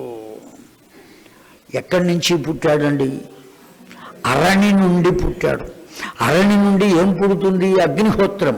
కనుక సుఖయోగేంద్రుడు కూడా ఎంతటి పవిత్రుడు అంటే, అగ్నిహోత్రుడు ఎంతటి పవిత్రుడో సుఖయోగేంద్రుడు అంతటి పవిత్రుడు. వ్యాసుని కన్న దివ్యమైనటువంటి తత్వాన్ని పొందినటువంటి వాడు. అంతేకాదు ఆయనకు చక్కని బిరుదు ఉందండి, అన్నిటికన్నా గొప్ప బిరుదు ఆజన్మ సిద్ధయోగి. ఆజన్మ యోగి అనల, సిద్ధయోగి. ఆ యోగ తత్వాన్ని పరిపూర్ణంగా సిద్ధించుకున్నటువంటి లక్షణం కలిగినటువంటి వాడు. ఇప్పుడు ఆ సుఖయోగీంద్రుని యొక్క జన్మ వృత్తాంతం చెప్పారు కదండి, చెప్పారా? అంత దివ్యమైనటువంటిది ఆ సుఖయోగేంద్రుని జన్మ వృత్తాంతం. ఇప్పుడు ఆ సుఖయోగేంద్రుడు అనేక రకాలైనటువంటి తత్వములు కలిగిన వాడండి. చిన్నతనం నుంచి కూడా ఎన్ని తత్వాలు కలిగిన వాడు? త్వంతు ఛాయసి కం దేవం సంశయోయం మహాన్మమ తత్వం పరం నపశ్యామి దేవం వైభువనత్రయే అని చెప్పారు. ఆ సుఖయోగేంద్రుడు పెరిగి పెద్దవాడయ్యాడు. అతడికి ఎన్ని పురాణాలు చెప్పాడా? ఇక్కడ విచిత్రమైనటువంటి విషయం, వ్యాస భగవానుడు ఆ సుఖయోగేంద్రుడిని అడిగాడటండి, ఏమని నాయన నువ్వు కూడా వివాహం చేసుకుని ఓ పిల్లవాడిని కన్ని నా చేతికిస్తే వాడిని ఒళ్ళో కూర్చోబెట్టుకుని ఆడుకుంటానయ్యా అని అడిగాడండి. ఎవరు అడిగింది? నేను కూడా సంతానాన్ని పొందితే ఎలా ఉంటుంది అనేటువంటి వ్యాసుని ఆలోచన ఎక్కడి దాకా తీసుకువెళ్ళింది? ఆ కలిగిన పిల్లవాడికి కూడా పెళ్ళయి వాడు కూడా, మన ఇంట్లో వాళ్ళు అంటూ ఉంటారండి, 90 ఏళ్ళు వచ్చినా ఒరే మనవడా నువ్వు కూడా పెళ్లి చేసుకోరా, నీకు కూడా ఓ మనవడు వస్తే వాడిని చూసిపోతానురా, నువ్వు చూడకపోతే వచ్చే నష్టమే ఉంది వాడిని. ఏమండి, ఎప్పుడు పోతామో మనకేమైనా తెలుసునా? వెళ్ళిపోతామో మనకేమైనా తెలుసునా అండి? నా జాతో జాయ నా భవతే గేయం అని చెప్పింది శాస్త్రం. నువ్వు ఎప్పుడు పుడతావో, ఏ విధంగా పుడతావో, ఎవరికి పుత్రుడుగా పుత్రికగా కలుగుతావో తెలియదు నీకు. పోనీ వచ్చిన తర్వాత ఎప్పుడు వెళ్ళిపోతావో ఏమైనా తెలుసా అండి? మనం అనుకుంటూ ఉంటాము అమాయకత్వం చేత, ఇప్పుడు కాదులేవయ్యా 2-3 సంవత్సరాల తర్వాత చూద్దాంలే అని అంటాం. అంతవరకు మనం ఉంటామని గ్యారంటీ ఏమైనా ఉన్నదా? ఎవ్వరికీ లేదండి. కనుకనే ఏం చేయాలి? ధ్యాయతే అధ్యక్షణేనా. నువ్వు అప్పటికప్పుడు ధ్యాయతే ధ్యానం చెయ్యి. ఏ క్షణంలో చేయాలి? ప్రతి క్షణం చేయవు. అద్య అప్పటికప్పుడే నువ్వు ధ్యానం చెయ్యి. ఏమాత్రం ఆలోచించు మాకు. అప్పటికప్పుడే భజన చెయ్యి, నామస్మరణ చెయ్యి, లేదు మంత్రస్మరణ చెయ్యి, జపం చెయ్యి, తపం చెయ్యి. ఇవన్నీ కూడా నిన్ను పండించడానికి ఉపయోగపడేటువంటి విత్తనం వేసినంత మాత్రం చేత రైతు పంట ఇంటికి తీసుకువెడతాడా? దానికి ఎన్ని సేవలు చేస్తే ఆ పంట ఇంటికి చేరుతుంది. అలాగే ఈ జీవుడికి కూడా ఎంత తపన చేస్తే ఆ జీవుడు అనబడేటువంటి పంట పండుతుంది. అంత జాగ్రత్తగా చూసుకోవాలి. కృపాం కృత్వా వదస్వాద్య భక్తోస్మి తవ సువ్రత. ఆ భక్తిని పొందడానికి ఓ చక్కని వ్రతాన్ని స్వీకరించాలి. ఇదిగో నేను ఇన్ని గంటలకు లేస్తాను, ఈ కర్మ చేస్తాను, భగవంతుడిని ఈ విధంగా పూజిస్తాను అని ఒక టైం టేబుల్, ఒక నియమం పెట్టుకో. ఆ నియమాన్ని అనుసరించి 6 100 పుడుగులు పడినా, వర్షం వచ్చినా, ఏ స్థితిలో ఉన్నా ఆ పని మాత్రం మానకు. అలా నువ్వు కొంతకాలం చెయ్యగా యద్యపి త్వాం శివం మాం చ స్థితి సృష్ట్యంత కారణం, అలా చెయ్యగా కొద్ది కాలానికి ఆ శివుడు ఒక్కసారి చూస్తాటండి. వాడు ఒక్క కన్ను కాదు కదా, వాడికి ఉన్నది ఎన్ని కళ్ళు ఉన్నాయండి? 3 కళ్ళు ఉన్నాయి. ఆ కారణం చేత ఎంతో శ్రద్ధగా చూస్తాట వాడు. అలా చూసిన వెంటనే వాడు కనుక సరి అయిన స్థితిలో ఉన్నాడా, ఒక్కసారి పక్కకు చూస్తాట. వామభాగంలో ఎవరున్నారు? అమ్మవారు ఉన్నది. ఆ అమ్మవారు శివుడు ఏం చేస్తానంటే ఆ పని చేయమంటుంది. విషాన్ని చేత్తో పట్టుకొని మింగమంటున్నారు, ఏం చేయమంటావంటే మింగేయి అన్నది. అట్లాగే వీణ్ణి కూడా ఏం చేయాలి? ఇదిగో నేను ఇలా కాపాడదాం అనుకుంటున్నాను అంటే అలాగే కాపాడవయ్యా అని ఆమె ఆజ్ఞ ఇస్తుంది. ఆమె చెబితే తప్ప ఈయన చెయ్యడు. వింటున్నారా అండి ఆ వెనక కూర్చున్న పెద్దలంతా? ఎవరు చెబితే తప్ప చెయ్యడు? మీరు కూడా అట్లాగే ఉండాలి. అర్థమైందండి? అట్లా ఉంటేనే ఎవరికి వాళ్లకు అమ్మవారు ఎవరయ్యా అంటే, యా దేవి సర్వభూతేషు ఛాయారూపేణ సంస్థిత, నమస్తస్యై నమస్తస్యై నమస్తస్యై నమో నమః, చండీ సప్తశతిలో చెప్పబడినటువంటి మంత్రం. ఆ కారణం చేత తప్పక మనం విని తీరవలే, ఆచరించి తీరవలే. తే జానంతి జనా సర్వే సద్దేవాసుర మానుషాః స్రష్టాత్వం పాలకశ్చాకం భరః సంహారకారకః. సర్వము సంహరించేటువంటి కారకుడైనటువంటి వాడు ఆ లింగడు ఉన్నాడే, వాడికి లింగడు అనే పేరే ఎందుకు వచ్చిందంటే లీయతే, అందరినీ తనలో లీనం చేసుకునేవాడు కనుక. ఇది పక్షియా, ఇది జంతువా, ఇది క్రిమియా, ఇది కీటకమా, క్షుద్రమైనటువంటి ప్రాణిని కూడా ఎవరిలో కలుపుకుంటాడండి? తనలోనే కలుపుకుంటాడు. కేవలం మనుష్యుల్ని మాత్రమే కాదండి, అందరినీ తనలోనే కలుపుకుంటాడు. అలా కలుపుకునే తత్వం కలిగిన వాడు కనుకనే లీయతే గమిష్యతి లింగం, ఆ లింగ రూపంలో ఆవిర్భవించాడు. స్రష్టాత్వం పాలకశ్చాకం హరః సంహారకారకః. సృష్టించేవాడు వాడే, పాలకుడు వాడే, సంహారకారకుడు వాడే. అటువంటి స్థితిని తెలుసుకోవాలి. తెలుసుకోలేక వ్యాసుడు, ఇన్ని పురాణాలు రచించిన వ్యాసుడు కూడా సుఖయోగేంద్రునికి ఏమని చెప్పాడు? నాయన, నీవు ఒక అమ్మాయిని, మంచి అమ్మాయిని చూసి వివాహం చేసుకోవయ్యా. ఓ పిల్లవాడిని కంటే వాడిని ఎత్తుకుని వాకిట్లో అరుగు మీద కూర్చుని ఆడుకుంటూ ఉంటాను. మళ్ళాగానే మాట్లాడానండి. మాయామోహ వ్యవహార శుచైశ్చ, మాయా అనబడేటువంటి మోహం కమ్మింది. ఎప్పుడైతే ఆ మాట అన్నాడో వెంటనే ఆయన అంటున్నాడండి, యదిచ్చ పురుషో భూత్వా విచరామి శృంఖలం తథా వివాహం. తండ్రి, మీరు వివాహం చేసుకోమని చెబుతున్నారు, కానీ నాకొక్క చిన్న సందేహం ఉన్నది, సమాధానం చెప్పండి. గొప్ప తప్పు చేసినటువంటి వారికి రాజు మరణదండన విధిస్తాడు. ఆ మరణదండన విధించటము లేదా జీవిత ఖైదు ఏర్పాటు చేయటం.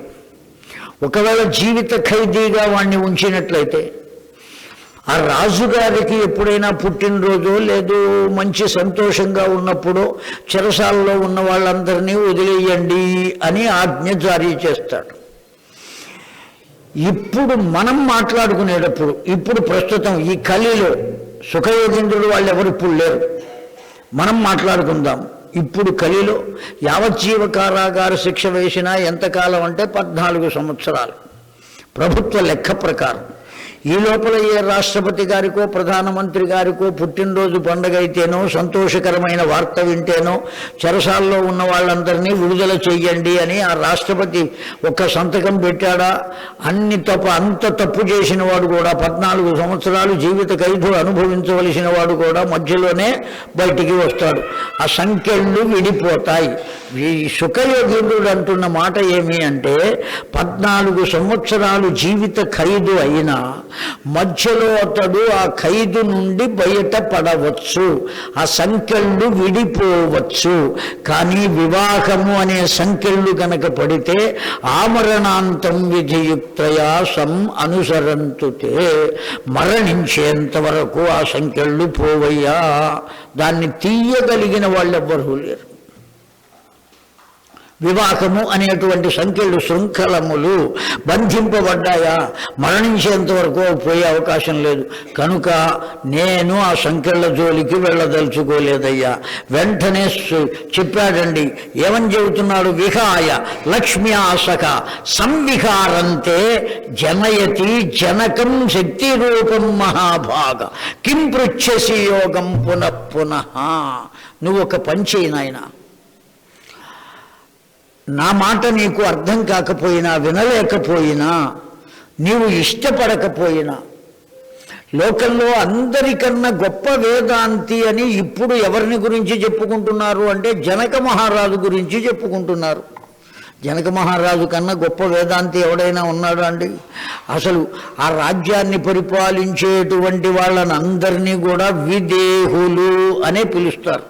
అంతేకాదు వాళ్ళ పేర్లు ఏవైనప్పటికీ కూడా వీళ్ళు ఏమని పిలుస్తారు అంటే జనకుడు అనే పిలుస్తారు. అర్థమైందా అండి? విదేహుడు దేహభావము లేనివాడు అని అర్థం. జనకుడు అందరికీ తండ్రి అయి ఉన్నటువంటి వాడు అని అర్థం. అంటే సాక్షాత్తు దైవతత్వాన్ని పొందినటువంటి వాడు. అసలు అతని పేరేమిటయ్యా? జనకుడి పేరు అంటే క్షీరధ్వజుడు. ఆ క్షీరధ్వజుడు అనబడేవాడిని ఏమని పిలుస్తున్నారు అంటే జనక మహారాజు అని పిలుస్తున్నారు. ఎంత గొప్ప వేదాంతియో! సామాన్యమైనటువంటి వాడు కాదు. దేన్నైనా సరే తృణప్రాయంగా తీసివేస్తాడు. అష్టావక్రుడు అనబడేటువంటి వాడు జనక మహారాజు వద్దకు వస్తే, అయ్యా మీరు నాకు గురువులు, నాకు బోధించవలసింది తత్వజ్ఞానాన్ని అని అడిగాడు. అష్టావక్రుడు ఏమన్నాడు? నది వద్దకు వెళ్ళి నేను నీకు బోధ చేస్తానయ్యా, అక్కడ స్నానం చేసి శుచి అయి నీకు బోధ చేస్తాను నేను అన్నాడు. అలాగే పెడదామన్నాడు జనక మహారాజు. ఇద్దరు నది వద్దకు వచ్చారు, చక్కగా స్నానం చేశారు. ఇప్పుడు ఒడ్డున కూర్చున్నాడు ఆయన. నేను గురువుని, నువ్వు శిష్యుడివి, ఓ సింహాసనం తెచ్చి ఇక్కడ వేయించవయ్యా, నువ్వు కింద కూర్చోవయ్యా అన్నాడు అష్టావక్రుడు. 13 సంవత్సరాల వయస్సు అప్పుడు అష్టావక్రునకు. అంత చిన్న వయస్సులో నువ్వు సింహాసనం తెప్పించి ఇక్కడ వెయ్యి, నేను కూర్చుంటా, నువ్వు కింద కూర్చో. ఎందుకు? నేను గురువుని, నువ్వు శిష్యుడివి. గురువు కన్నా ఎత్తుగా కూర్చుంటే వాడు విన్నా వినకపోయినా పాపం వస్తుందటండి. ఏం పాపం వస్తుంది? గురువు కన్నా ఎత్తుగా కూర్చున్న ఉన్నతమైనటువంటి స్థితిలో కూర్చున్నాడు కనుక పాపం వస్తుందట. అందుకనే ఇప్పుడు ఏం చేశారు? పూర్వకాలంలో ఇవేవి ఉండేవి కాదండి, అందరూ కింద కూర్చునేవాళ్ళు. ఇప్పుడు ఎవ్వరూ కింద కూర్చోవట్లేదు కనుక వీణ్ణి కూడా వాళ్ళకన్నా కొంచెం పైకి తీసుకెళ్లే పరిస్థితి ఏర్పడింది. లేకపోతే వాడు కూడా కిందే ఉండేవాడు, చక్కగా కింద కూర్చుని. మేము విన్నామండి, వ్యాకరణం లక్ష్మీకాంత శాస్త్రి గారని మహానుభావుడు మా ఇంట్లోనే 7 సార్లు భాగవతం చెప్పారు. ఆయన చక్కగా కింద పీఠం వేసి కూర్చుని ఆ మైకు పెడితే ఎదురుకుండా కిందనే అందరూ కూర్చుంటే చక్కగా ఇంట్లో వాళ్ళు కూర్చుని మాట్లాడుకున్నట్టుగా చెప్పేవారు. ఎన్ని విశేషాలు వస్తూ ఉండేవి. అంత దివ్యమైనటువంటి స్థితి. ఇప్పుడు అంతా కూడా ఏమయమండి? ఆయన చెప్పాడు, కురిశీమయం ప్రవచనం కర్తవ్యం త్రుధయుక్తయా అన్నారు మహానుభావులు. అవి ఉంటే తప్ప వినేవాళ్ళు ఎవరు మా దగ్గరికి రావట్లేదయ్యా అని దుఃఖపడ్డాడు ఆ కవి గారు. కనుక దివ్యాత్మస్వరూపులారా, అనేకములైనటువంటి వ్యధలు, బాధలు, వాటి నుండే మనం ఈ విధంగా తయారవుతున్నాం. అందుకని ఆ అష్టావక్రుడు ఏం చెప్పాడు? ఉన్నతమైనటువంటి ఆసనం, సింహాసనం నాకు ఉంచవయ్యా, నువ్వు కింద కూర్చో, నేను గురువుని, నువ్వు శిష్యుడివి కదా. సరేనన్నాడు. కింద కూర్చున్నాడు జనక మహారాజు. ఎంత మంచివాడండి! అంత మాత్రం కాక ఆ జనక మహారాజుని ఏమన్నాడు? నేను గురువుని కదా, నేను నీకు తత్వోపదేశం చేసిన తర్వాత గురుదక్షిణ ఇవ్వాలి కదా, ఆ గురుదక్షిణ నాకు ముందుగా సమర్పిస్తే నేను బోధ చేస్తా. గురుదక్షిణ ఎప్పుడు సమర్పించాలటండి? చెప్పిన తరువాత కాకుండా ముందుగా సమర్పించాలట. అందుకోసమని ముందుగా సమర్పిస్తే నేను నీకు చెప్పేస్తానయ్యా, తత్వజ్ఞానం కల్పిస్తానయ్యా అన్నాడు. చాలా సంతోషం. ఏమి ఇవ్వమంటారో చెప్పండి అన్నాడు. నాకేం అభ్యంతరం లేదు, ముందుగానే ఇస్తా. ఏమి ఇవ్వమంటారు? సర్వం సహా రాజ్యాన్ని ఇవ్వమన్నాడు. వెంటనే లేచి పరుగు పెట్టి నది దగ్గరకు వెళ్ళి దోషిడితో నీరు పట్టి తీసుకొచ్చి చేతులు కట్టమని తుభ్యమహం సంప్రతతే మమ అని వదిలేశాడండి జనక మహారాజు. సర్వం సహా రాజ్యం మొత్తాన్ని తృణప్రాయంగా. ఒక్క రూపాయి రోడ్డు మీద పడితే దానికోసం వెతికి వెతికి ఒక పూటంతా బాధపడతాం. ఒక్క రూపాయి. కనుక త్యాగేన ఏకేన అమృతత్వ మానసు. అంతటి గొప్పవాడు జనక మహారాజు. అయినప్పటికీ సంతానమును పొందాడు, రాజ్య పరిపాలన చేస్తున్నాడు, భార్య ఉన్నది. కనుక నీవు అతడి వద్దకు వెళ్ళి అతన్ని ప్రశ్నించి ఈ ధర్మాన్ని గురించి తెలుసుకోవయ్యా అని కేవలం వ్యాస భగవానుడు తన కుమారుడైనటువంటి ఆ సుఖయోగేంద్రుణ్ణి ఎవరి దగ్గరకు పంపించాడండి? జనక మహారాజు దగ్గరకు పంపించాడు. 3 సంవత్సరాల పాటు కాలినడకన నడిచి మిథిలా నగరానికి చేరుకున్నాడయ్యా జనక మహారాజు వద్దకు సుఖయోగేంద్రుడు. జాగ్రత్తగా వింటున్నావా నాయన? 3 సంవత్సరాల పాటు నడిచి తన సందేహాన్ని తీర్చుకోవటం కోసం వెళ్ళాడు సుఖయోగేంద్రుడు. అంటే నీకు కలిగిన సందేహాలను తీర్చుకోవటానికి కానీ, అసలు సందేహం లేకుండా బ్రతకటానికి కావలసిన మార్గాన్ని పొందటానికి కానీ నువ్వు ఎంత కష్టపడి వెళ్ళాలి, ఎవరు ఎక్కడ ఏ ప్రాంతంలో ఏ విషయాన్ని చెబుతున్నారు అన్నా అక్కడికి వెళ్ళి ఆ విషయాన్ని తెలుసుకుని దాని ద్వారా మనం పొందవలసినటువంటి స్థితిని ఎప్పుడైతే పొందగలుగుతామో అప్పుడు మాత్రమే మనం కూడా సుఖయోగేంద్రుని వంటి వారము కాగలము. సుఖయోగేంద్రుడు కూడా సామాన్యంగానే జన్మించాడు కదండి, శరీరాన్ని పొంది ఉన్నాడు కదా. మనం కూడా అలా కావాలి అనేటువంటి సంకల్పం ఉండాలే కానీ అవ్వకపోవటం అనేటువంటిది లేదు. కనుక అంత దివ్యమైనటువంటిది ఆ సుఖయోగేంద్రుని తత్వం. అందువల్ల అంత దివ్యత్వాన్ని పొందాము అని చెప్పాడండి. ఎప్పుడైతే చెప్పారో వాళ్ళు వెంటనే మళ్ళీ శౌనకాది మహామునులు ఒక ప్రశ్న వేశారు సూతుల వారిని. అయ్యా, ఈ సృష్టి మొత్తం అంతా కూడా ఎవరు ప్రారంభించారు, ఎందుకు ప్రారంభించారు అని చెప్పారండి. వ్యాసేన పృష్టస్తు తథా వేద విన్మునికి ఉవాచ పరయా సృష్టిం ప్రీత్యా కృష్ణం ప్రతి మహామనాః. ఈ సృష్టి అనబడేది ఏ విధంగా మొదలైంది, ఎవరు చేశారు, ఎట్లా చేశారు, దాని గురించి చెబుతున్నారండి. ధ్యానస్థంచ హరిం దృష్ట్వా పితామే విస్మయం గతః. ఒక్కడుగా ఉండి పాలకడలి శయనుడైనటువంటి అతడు పడుకుని ఉన్నాడండి. శేషశాయి అని పిలుస్తున్నాం. అలా పడుకుని ఉన్నటువంటి అతడు అహం ఏకం బహుశ్యామః అని సంకల్పం చేశాడు. చిన్న సంకల్పం. ఇప్పుడు నేను ఒక్కడనే ఉన్నాను, ఇంకా ఏ ఏ జీవులైతే వాళ్ళు కర్మలు చేసి ఉన్నారో వాళ్ళ కర్మ ఫలాలను అనుభవించడం కోసం ఆయా జీవులంతా మరల జన్మించవలే అని సంకల్పం చేశాడు. అహం ఏకః బహుశ్యామః, నేను ఒక్కడనే అనేక మందిగా మారవలే అని సంకల్పం చేశానండి. ఎప్పుడైతే సంకల్పం చేశారో సృష్టి ప్రారంభం కావాలి. ఆ ప్రారంభం కావటం కోసం అతడి నాభి నుండి ఒక పద్మం వచ్చింది. నేను కూడా ఎవరిని అడిగితే తెలిసింది నాకు ఈ విషయం? సూతుల వారు చెబుతున్నారు. నాకు చెప్పింది వ్యాసుల వారు. వ్యాసుల వారికి ఎవరు చెప్పారు? నారదుల వారు చెప్పారు. నారదుల వారికి ఎవరు చెప్పారు? సాక్షాత్తు బ్రహ్మదేవుడే చెప్పాడు తనకు జరిగిన దాన్ని. ఇక్కడ పరంపర గురించి తెలియజేశారండి. గురు పరంపర మనం చెబుతూ ఉంటాం కదా, మృగీ ముద్ర పెట్టుకుని ఏమని చెబుతామండి? గురువు, పరమ గురువు, పరమేష్టి గురువు. ఆ 3 సంప్రదాయాలను చెప్పుకుంటాం మనం. వాళ్ళ యొక్క దివ్యానుగ్రహం కలగాలి అని వాళ్ళను ప్రార్థిస్తూ ఉంటాం. అట్లాగే ఇక్కడ అడిగారు కదా అని నీకేం భయం లేదు, నేనున్నా కదా చెబుతున్నా విను అని అనలేదండి సూతుల వారు. ఎవరు చెప్పారు నాకు అంటే వ్యాస భగవానుడు నాకు చెప్పిన దాన్ని నేను మీకు చెబుతున్నానయ్యా. ఆ వ్యాసునకు ఎవరు తెలియజేశారు అంటే సాక్షాత్తు నారదుడు తెలియజేశాడు. నాకు కూడా వ్యాస భగవానుడు ఎలా చెప్పారు అంటే నారదుడు చెప్పిన దానిని నీకు చెబుతున్నానయ్యా అని చెప్పారు.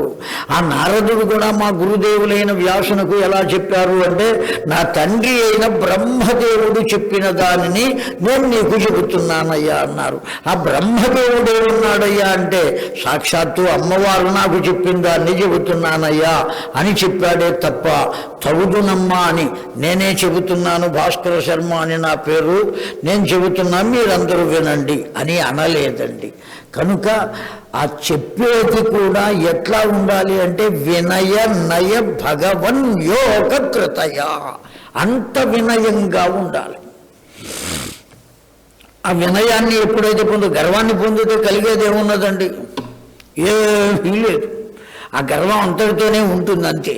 అది మనల్ని ఏమైనా బాగు చేస్తుందా? బాగు చేసే అవకాశం లేదు.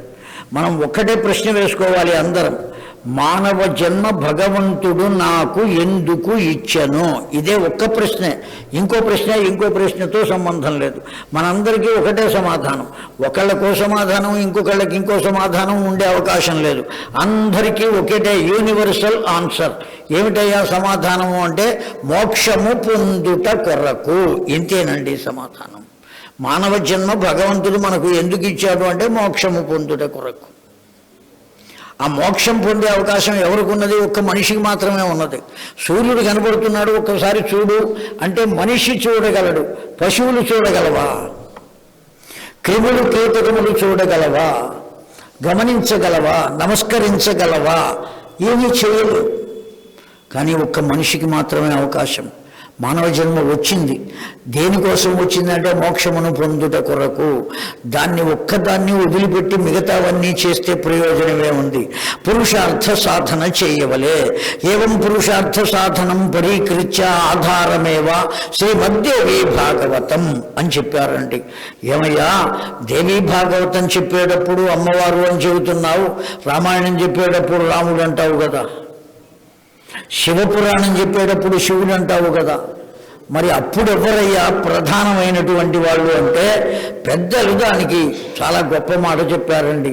నాయన ఎవరి పెళ్ళికి వాడే పెళ్లి కొడుకయ్యా, వాడినే చూడాలి. కానీ అందరినీ పెళ్లి కొడుకు అనుకుంటే వరుసలు మారిపోతాయి, వెర్రివాడ. కనుక ఎవరి పురాణం చెప్పేటప్పుడు వారిని గురించి చెప్పాలి, వారే శ్రేష్టము అని చెప్పాలి. అంతేకాదు ఇన్ని రూపములతో ఉన్న భగవత్ తత్వము మాత్రము ఒక్కటే. జాగ్రత్తగా వింటున్నారు కదండి. ఎన్ని రూపాలు! రాముడు అన్నాం, కృష్ణుడు అన్నాం, వామనుడు అన్నాం, నరసింహమూర్తి అన్నాం. అమ్మవారి దగ్గరికి వచ్చేటప్పటికి కాళికాదేవి, దుర్గా, కాత్యాయని, బగళ, చాముండి, భువనేశ్వరి ఎన్ని పేర్లు పెట్టి పిలుస్తున్నామో ఈ పేర్లన్నీ ఉన్నది ఒకే ఒక్కదానికి. దాన్నే భగవత్ తత్వము అని అంటాం. దాన్నే మనం ఏమని పిలుస్తున్నాము అంటే పరబ్రహ్మము అని పిలుస్తున్నాం. దాన్ని ఏమని పిలుస్తున్నామండి? పరబ్రహ్మము. ఆ పరబ్రహ్మమే అనేక రూపములను పొందుతాడు. ఉన్నవాడు ఒక్కడే. ఒక్కొక్క పని చేసేటప్పుడు ఒక్కొక్క రూపాన్ని పొందుతున్నాడు. కర్త, పాలయిత, హర్త, సమర్థ, సర్వకార్యకృత, ఇచ్ఛయాతే మహారాజా సృజ్యామ్యహమిదం జగతు. ఒక్కొక్క పని సృష్టి చేసేటప్పుడు అతడే బ్రహ్మదేవుడుగా ఉన్నాడు. స్థితి చేసేటప్పుడు ఆ పరబ్రహ్మమే విష్ణువుగా ఉన్నాడు. లయం చేసేటప్పుడు ఆ పరబ్రహ్మమే రుద్రునిగా ఉన్నాడు. కనుక ఉన్నది పరబ్రహ్మమే. విఘ్నములు తొలగించేటప్పుడు ఆ పరబ్రహ్మమే వినాయకుడుగా ఉన్నాడు. ఏమండి, ఆ దేవసేనతో కలిసి రాక్షసులను గెలవటానికి వెళ్ళినటువంటి కుమారస్వామిగా ఉన్నాడు. నువ్వు ఏ రూపంతో భావిస్తే ఆ రూపంతో ఉన్నాడు. కేవలం నీ ఎదురుకుండా ఉన్న మనిషి రూపంలో ఉన్నది కూడా భగవంతుడే అని భావిస్తే సర్వం బ్రహ్మమయం. మొత్తం అంతా కూడా ఏ విధంగా కనబడుతుందండి? పరబ్రహ్మమయంగా కనబడుతుంది. జనామ్యహం జగన్నాథత్వమాధి సర్వకారణం కర్త, పాలయిత, హర్త, సమర్థ, సర్వకార్యకృతు. ఆ ఉన్న ఒక్క పరబ్రహ్మమే అనేకములైన కర్మలు చేయడానికి సమర్థమైనటువంటి వాడు, మన చేత చేయించడానికి సమర్థమైనటువంటి వాడు. ఆ పరబ్రహ్మమునే స్త్రీ రూపంగా భావిస్తే అమ్మవారు, పురుష రూపంగా భావిస్తే అయ్యవారు. అంతా నీ భావనలో ఉన్నది కానీ అక్కడ మార్పు ఏమీ లేదు. అది కేవలం ఎటువంటిదయ్యా అంటే శక్తి అండి. కరెంటు తీగలో నుంచి కరెంటు ప్రవహిస్తుంది, ఆ రాగి తీగలో నుంచి.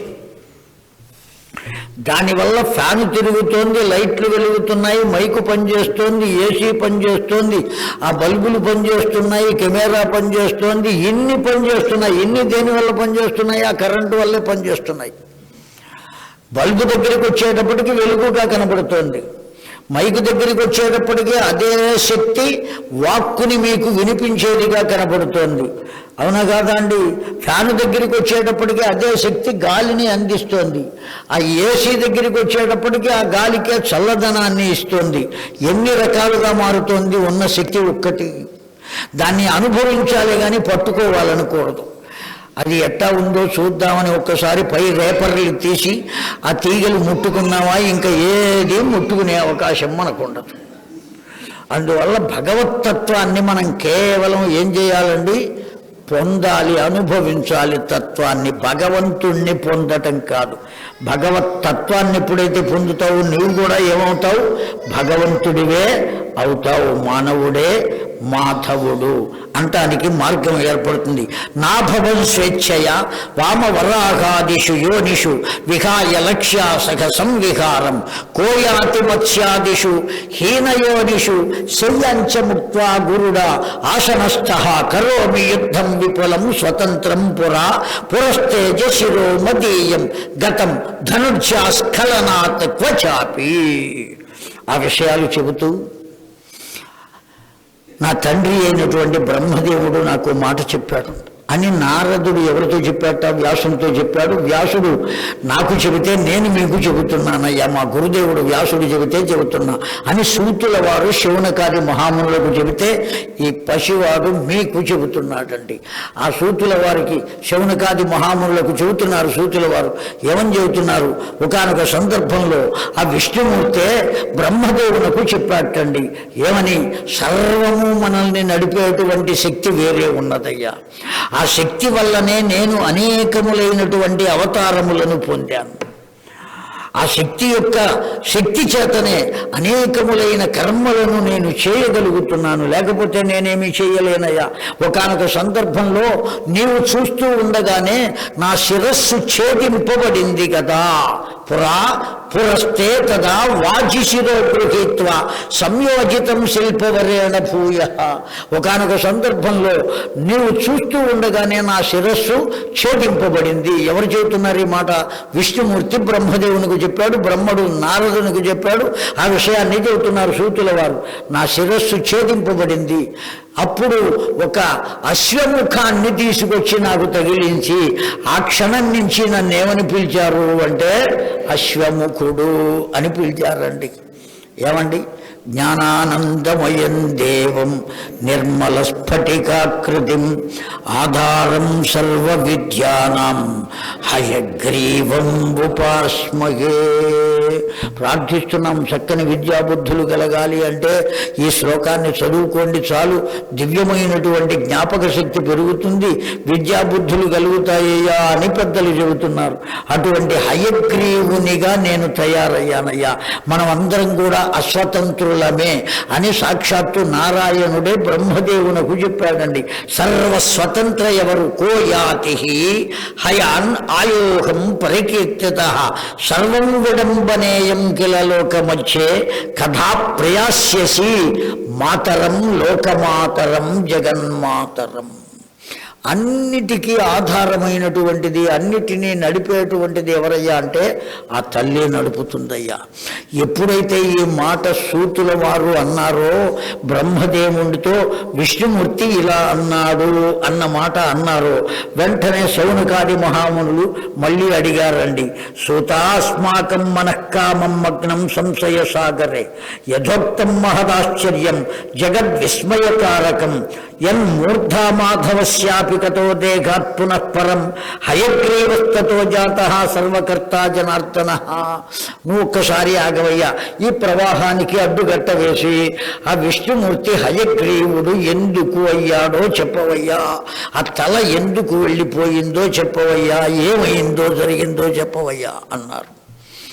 ఎప్పుడైతే ఆ మాట అన్నారో మళ్ళీ సర్దుకుని వెనక్కి వచ్చాడండి. హయగ్రీవ అవతార గాథ. ఇప్పటికి మనం ఏం చెప్పుకున్నామయ్యా అంటే సాక్షాత్తు ఆ సుఖయోగేంద్రుని యొక్క ఉత్పత్తిని గురించి చెప్పుకున్నాం కథాభాగంలో. ఇప్పుడు హయగ్రీవ ఉత్పత్తిని గురించి చెప్పుకుంటున్నాం. ఆ హయగ్రీవుడు ఎలా కలిగాడు అంటే ఆ బ్రహ్మదేవుడు పద్మమునందు ఉద్భవించాడండి. జాగ్రత్తగా విందాం. దేని యందు ఉద్భవించాడు? నాభి కమలము.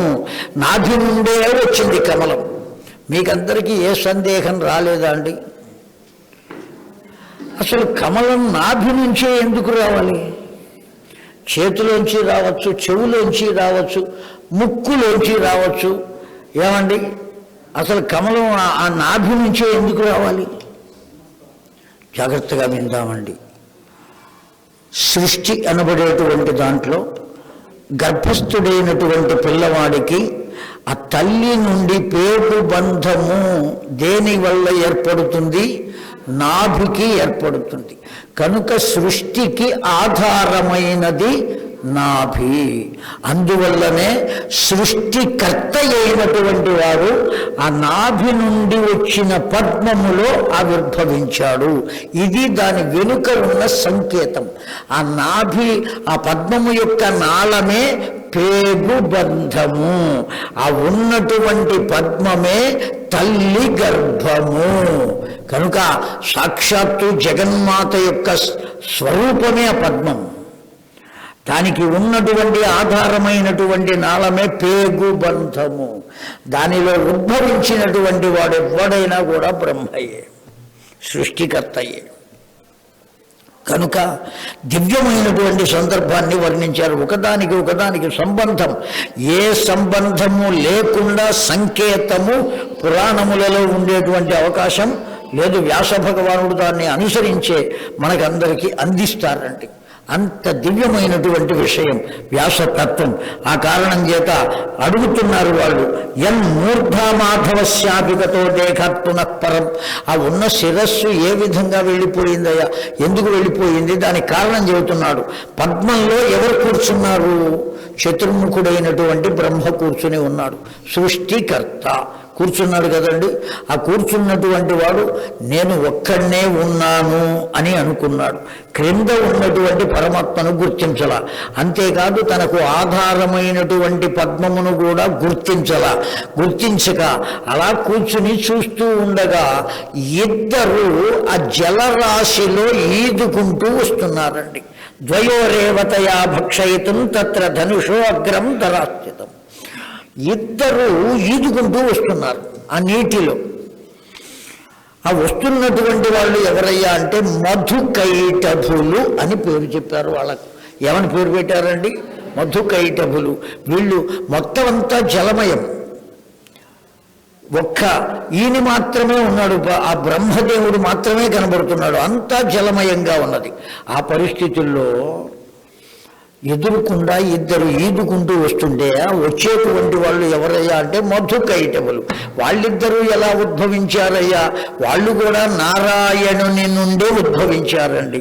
ఆ నారాయణ నుంచి అట్లా విష్ణు కర్ణ మలోద్భూతవు అని చెప్పారు. ఆ విష్ణుదేవుని యొక్క చెవుల నుండి జారిపడినటువంటి గులిమి ఉండల వల్ల కలిగినటువంటి వాడు. విష్ణు కర్ణ మల ఉద్భూతవు. ఆ చెవుల నుండి వచ్చినటువంటి మలిన పదార్థము నుండి పుట్టినటువంటి వాడు. మలిన పదార్థం నుంచి కూడా పుడతారా అంటే పుడతారండి. ఎన్ని రకాలుగా సృష్టి ఉన్నది అంటే ఉద్భిజములు, అండజములు, స్వేదజములు, జరాయుజములు అని 4 రకాలుగా చెప్పబడింది. ఉద్భిజములు అంటే భూమిని చీల్చుకుని బయటకు వచ్చేటువంటివి. అండజములు అంటే గుడ్డు ద్వారా వచ్చేటువంటివి. స్వేదజములు అంటే ఇదిగో ఈ విధంగా మలినము నుండి వచ్చేటువంటివి. జరాయుజములు అంటే తల్లి గర్భము నుండి వచ్చేటువంటి వారు. కనుక సృష్టి ఎన్ని రకాలుగా ఉన్నది అంటే 4 రకాలుగా ఉన్నది. ఆ 4 రకాలుగా ఉన్న సృష్టిలో ఇప్పుడు వీళ్ళిద్దరూ ఏ సృష్టికి చెందినటువంటి వాళ్ళు? స్వేదజములు, మలినము నుండి పుట్టినటువంటి వాళ్ళు. వాళ్ళు ఈదుకుంటూ ఆ బ్రహ్మ దగ్గరికి వచ్చారా? వచ్చినటువంటి వాళ్ళు అంటున్నారండి, తమువాచ తథా శంభుర్నిద్రాభంగే అస్తి దూషణం కార్యం చైవ ప్రకర్తవ్యం యజ్ఞస్య సురసత్తమః. ఏమయ్యా, నిన్ను చూస్తుంటే చాలా ఆనందంగా ఉన్నది. నువ్వు ఎక్కడ కూర్చున్నావు? ఆ పద్మంలో కూర్చున్నావు. మాకు కూడా దాంట్లో కూర్చోవాలని ఉన్నదయ్యా. నువ్వు ఒక్కసారి దిగితే మేమిద్దరం కూర్చుంటాం. ఒకవేళ దిగటం నీకు ఇష్టం లేదనుకో, నువ్వేం చేస్తావంటే మాతో యుద్ధం చేయి. నువ్వు గెలిచి అక్కడే కూర్చో. మేము గెలిచామా, మేము కూర్చుంటాం, ఆలోచించు అన్నారు. అసలు నేను ఎందుకు ఉద్భవించానో నాకు తెలియదు, నా తండ్రి ఎవరో నాకు తెలియదు, నా యొక్క జన్మకు కారణం తెలియదు. ఈ స్థితిలో యుద్ధం ఏం చేస్తాను? అసలు యుద్ధం అంటే ఏమిటి? ఏం చేయాలి? ఇప్పుడు ఆలోచించినటువంటి ఆ చతుర్ముఖుడు ఏం చేశాడు? ఆ నాళమును పట్టుకుని నెమ్మదిగా కిందికి దిగాడండి. కిందికి ఎప్పుడైతే దిగాడో ఆ కింద పడుకుని ఉన్నాయన ఎట్లా ఉన్నాడు? అర్ధ నిమీలిత నేత్రుడై యోగ నిద్రావసంగత, యోగ నిద్రలో ఉన్నాడు. ఆ శేషశయ్య పైన పడుకుని ఉన్నటువంటి మహానుభావుడు. ఈ కిందికి వచ్చిన వాడు, వాళ్ళు నాతో యుద్ధం చేయమంటున్నారయ్యా, నన్ను క్షమించవయ్యా, నువ్వు లేచి ఈ సమస్యకు పరిష్కారం చెప్పవయ్యా అంటే ఆయన లేవట్లేదండి. తమువాచ తదా వమ్రీ దేవస్యధా కార్యేషు 10 వర్ష సహస్రాణి పరిశ్రాంత జనార్దన. ఎంత చెప్పినా వింటలేదండి. ఎంత చెప్పినా వినక చివరకు ఆ బ్రహ్మదేవుడు ఏం చేశాడంటే, ఈయన నిద్రపోతున్నాడు కదా, ఆ నిద్ర యందు వసించి ఉన్నాడు కనుక మనం ఈయన్ని కాకుండా నిద్రాదేవతను ప్రార్థిద్దాం. అర్థమైందా అండి? నేను కూడా అప్పుడప్పుడు అదే అనుకుంటూ ఉంటా. ఆ పురాణం చెప్పేటప్పుడు ఎవరైనా నిద్రపోతూ ఉంటే మనం కూడా నిద్రాదేవతను ప్రార్థిద్దాం. ప్రార్థిస్తే ఆవిడ వదిలిపెట్టి వెళ్ళిపోతుంది. ఆ బ్రహ్మదేవునికి ఈ ఆలోచన వచ్చింది, ఆ నిద్రాదేవతను ప్రార్థిద్దామని ప్రార్థించాడు ఆ తల్లిని. ఎంత గీయతేన మే దేశే శుభేస్థానే కృత్వా తథా విభు నైవం దత్వా భారం ఏవత నిద్రామాపహరమాపతి శ్రాంతాత్వా దైవయోగాచ్చ జాతస్తత్ర అతి నిద్రిత. అమ్మా, నీవు అతన్ని ఆవహించి ఉన్నావు, నీకు అతడు వశమై ఉన్నాడు. ఆ కారణం చేత నువ్వు ఒక్కసారి వదిలిపెడితే దేవకార్యం జరుగుతుంది. దేవకార్యం కొరకు నీవు అతన్ని వదిలిపెట్టు. నా కార్యం పూర్తి అయ్యిందా, అప్పుడు మళ్ళీ నీవు ఆవహించవచ్చు. అర్థమైందా అండి? చాలామంది ఈ స్థితిలోనే ఉంటారండి. వాడెవ్వడో చెప్పాట, ఆఫీస్కి వచ్చాడు. ఎన్నింటికి వచ్చాడంటే 11:30కి వచ్చాడు. ఆఫీసు 10ంటికి. ఇంత ఆలస్యంగా వచ్చావేమయ్యా అని ఆఫీసర్ అడగల, చూస్తూ ఊరుకున్నాడంతే. తీరా కొద్దిసేపు అయిన తర్వాత వీడు ఏం చేస్తున్నాడో చూద్దామని వెళ్ళాట.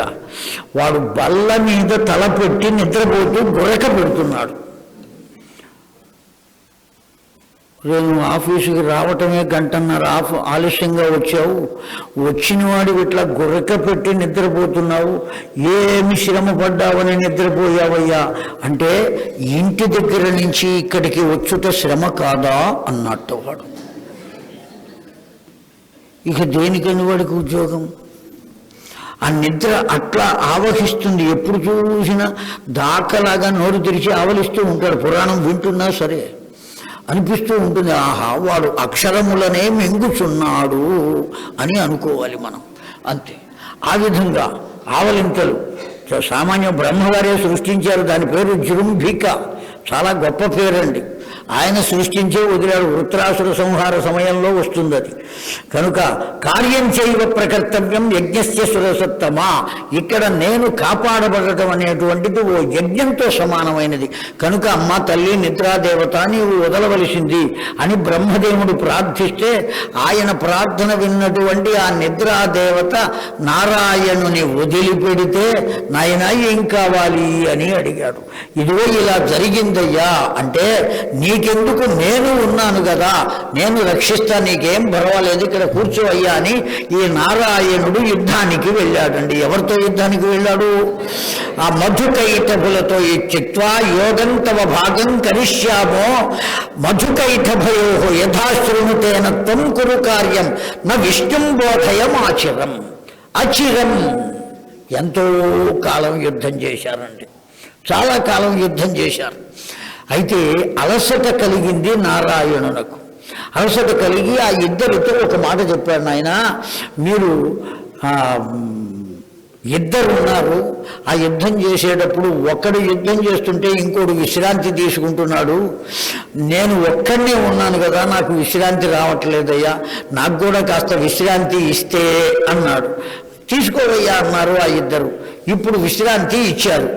కాస్త విశ్రాంతి తీసుకుని నేనేం చేశానో తెలుసునా, నాకు కూడా కారణమైనటువంటి అమ్మవారిని ధ్యానించానయ్యా అని చెప్పాడు.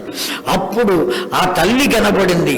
ఏమని? ప్రత్యంచాయం విముక్తాయం ముక్తాకోటిస్తధోత్తరాః శబ్దం సమభవద్ఘోరస్తేన త్రస్తాః సురాస్తదా. నాయనా, నేను అన్నీ చూస్తూనే ఉన్నా, నీకు కావలసినటువంటి వాతావరణాన్ని నేను కల్పిస్తా, నీవు భయపడవద్దు, వెళ్ళి యుద్ధానికి సిద్ధమవ్వవయ్యా అని అనుజ్ఞ ఇచ్చింది అమ్మవారు. ఎప్పుడైతే అనుజ్ఞ ఇచ్చిందో నారాయణుడు యుద్ధానికి బయలుదేరి వచ్చాడండి. బ్రహ్మాండం క్షుభితం సర్వం వసుధా కంపిత తథ సముద్రశ్చ సముద్విగ్నాః త్రేశుశ్చ జలజంతవ. ఒక్కసారిగా సముద్రం పెళ్ళు బికినట్లుగా అయ్యింది. ఏమండి, ఎప్పుడైతే యుద్ధానికి వచ్చాడో ఆ మధుకైటభులు ఇద్దరిని చూచి వాళ్ళు యుద్ధం చేస్తుంటే అమ్మవారి ప్రేరణ చేత ఈ విష్ణుమూర్తి ఒక మాట చెప్పాటండి. ఏమని చెప్పాడు? వరం మన్యే ధిక్ పౌరుషమనర్థకం విష్ణురపి శిరః సురాణాంచైవ పశ్యతాం. నాయనా, మీ యుద్ధ కౌశలాన్ని నేను ఎంతగానో చూచి ఆనందపడ్డా. చాలా గొప్పగా యుద్ధం చేస్తున్నారు. అయితే మీరు ఒక వరాన్ని కోరుకోండి, నేను ఇస్తా అన్నారు. ఎప్పుడైతే విష్ణుమూర్తి ఆ మాట అన్నాడో ఆ క్షణంలోనే అమ్మవారు అతి సౌందర్య రాశి అయి వియన్వీధీకృత నిశ్చయం తథాస్థిరం. ఆకాశంలో అలా నిలబడిందండి అమ్మవారు. అలా నిలబడింది. ఎట్లా ఉన్నది అంటే అతిలోక సౌందర్యం. అసలు సౌందర్యం ఎక్కడ ఉన్నదంటే అమ్మవారి వద్దనే ఉన్నది. కనుకనే శంకర భగవత్పాదుల వారు 100 శ్లోకాలు రచించి దానికి ఏమని పేరు పెట్టారండి? అమ్మవారిని గురించి రాసి సౌందర్య లహరి అన్నారు. ఇంకో చోట ఎంత సౌందర్యం ఉన్నా, ఎన్నిసార్లు అద్దాన్ని చూచుకున్నా ఆ సౌందర్యం కొంతకాలం అయ్యేటప్పటికీ నశించేదే. కానీ అమ్మవారి యొక్క సౌందర్యం సదా 16 వర్ష ప్రాయ. ఎప్పుడు చూచినా ఎట్లా ఉంటుంది అంటే 16 ఏళ్ల వయసులోనే ఉంటుంది ఆ తల్లి ఎప్పుడు చూసినా. అందుకనే ఆ విద్యను ఏమన్నారండి? షోడశి విద్య, దివ్యమైనటువంటి విద్య అండి, తురీయం. ఆ షోడశి తరువాత ఉన్నది కేవలం ఏదయ్యా అంటే పూర్ణ దీక్ష మాత్రమే. దానికి ముందు ఉన్నటువంటి దీక్ష కూడా గొప్పది, పంచదశి అని చెబుతున్నారు. సామాన్యమైనటువంటిది కాదు ఆ పంచదశి. ఆ భాగ్యం, ఆ యోగ్యం అన్నీ ఆ 3 రకాలైనటువంటి భాగములుగా చేశారు దాన్ని. 15 తత్వాలు ఉంటే 15 తత్వాలని 3 భాగాలు చేస్తే 3 5లు 15 తత్వాలు. అవి పంచదశి. దాన్ని పొందినటువంటి వాడు లోకంలో పొందలేనిదంటూ ఏదీ లేదు. షోడశి అనబడేటువంటిది ఎవరు పొందారో వాళ్ళు అసలు ఊహించవలసినటువంటి ఆవశ్యకత కూడా లేదు. పూర్ణ దీక్ష కలిగితే సాక్షాత్తు ఎవరితో సమానమయ్యా అంటే అమ్మవారితో సమానమే. త్వమేవాకం అనేటువంటి స్థితి, అంత దివ్యమైన స్థితిని మనం పొందుతాం. కాకపోతే ఊరికే ఉపదేశం పొందితే పొందలేమండి, అనుష్ఠానము చేత పొందగలుగుతాం. ఆ అమ్మవారు కూడా అనేక రకాలుగా పరీక్షలు పెడుతూ ఉంటుంది. ఈ విష్ణుమూర్తిని ఇప్పుడు పరీక్ష పెడుతోంది.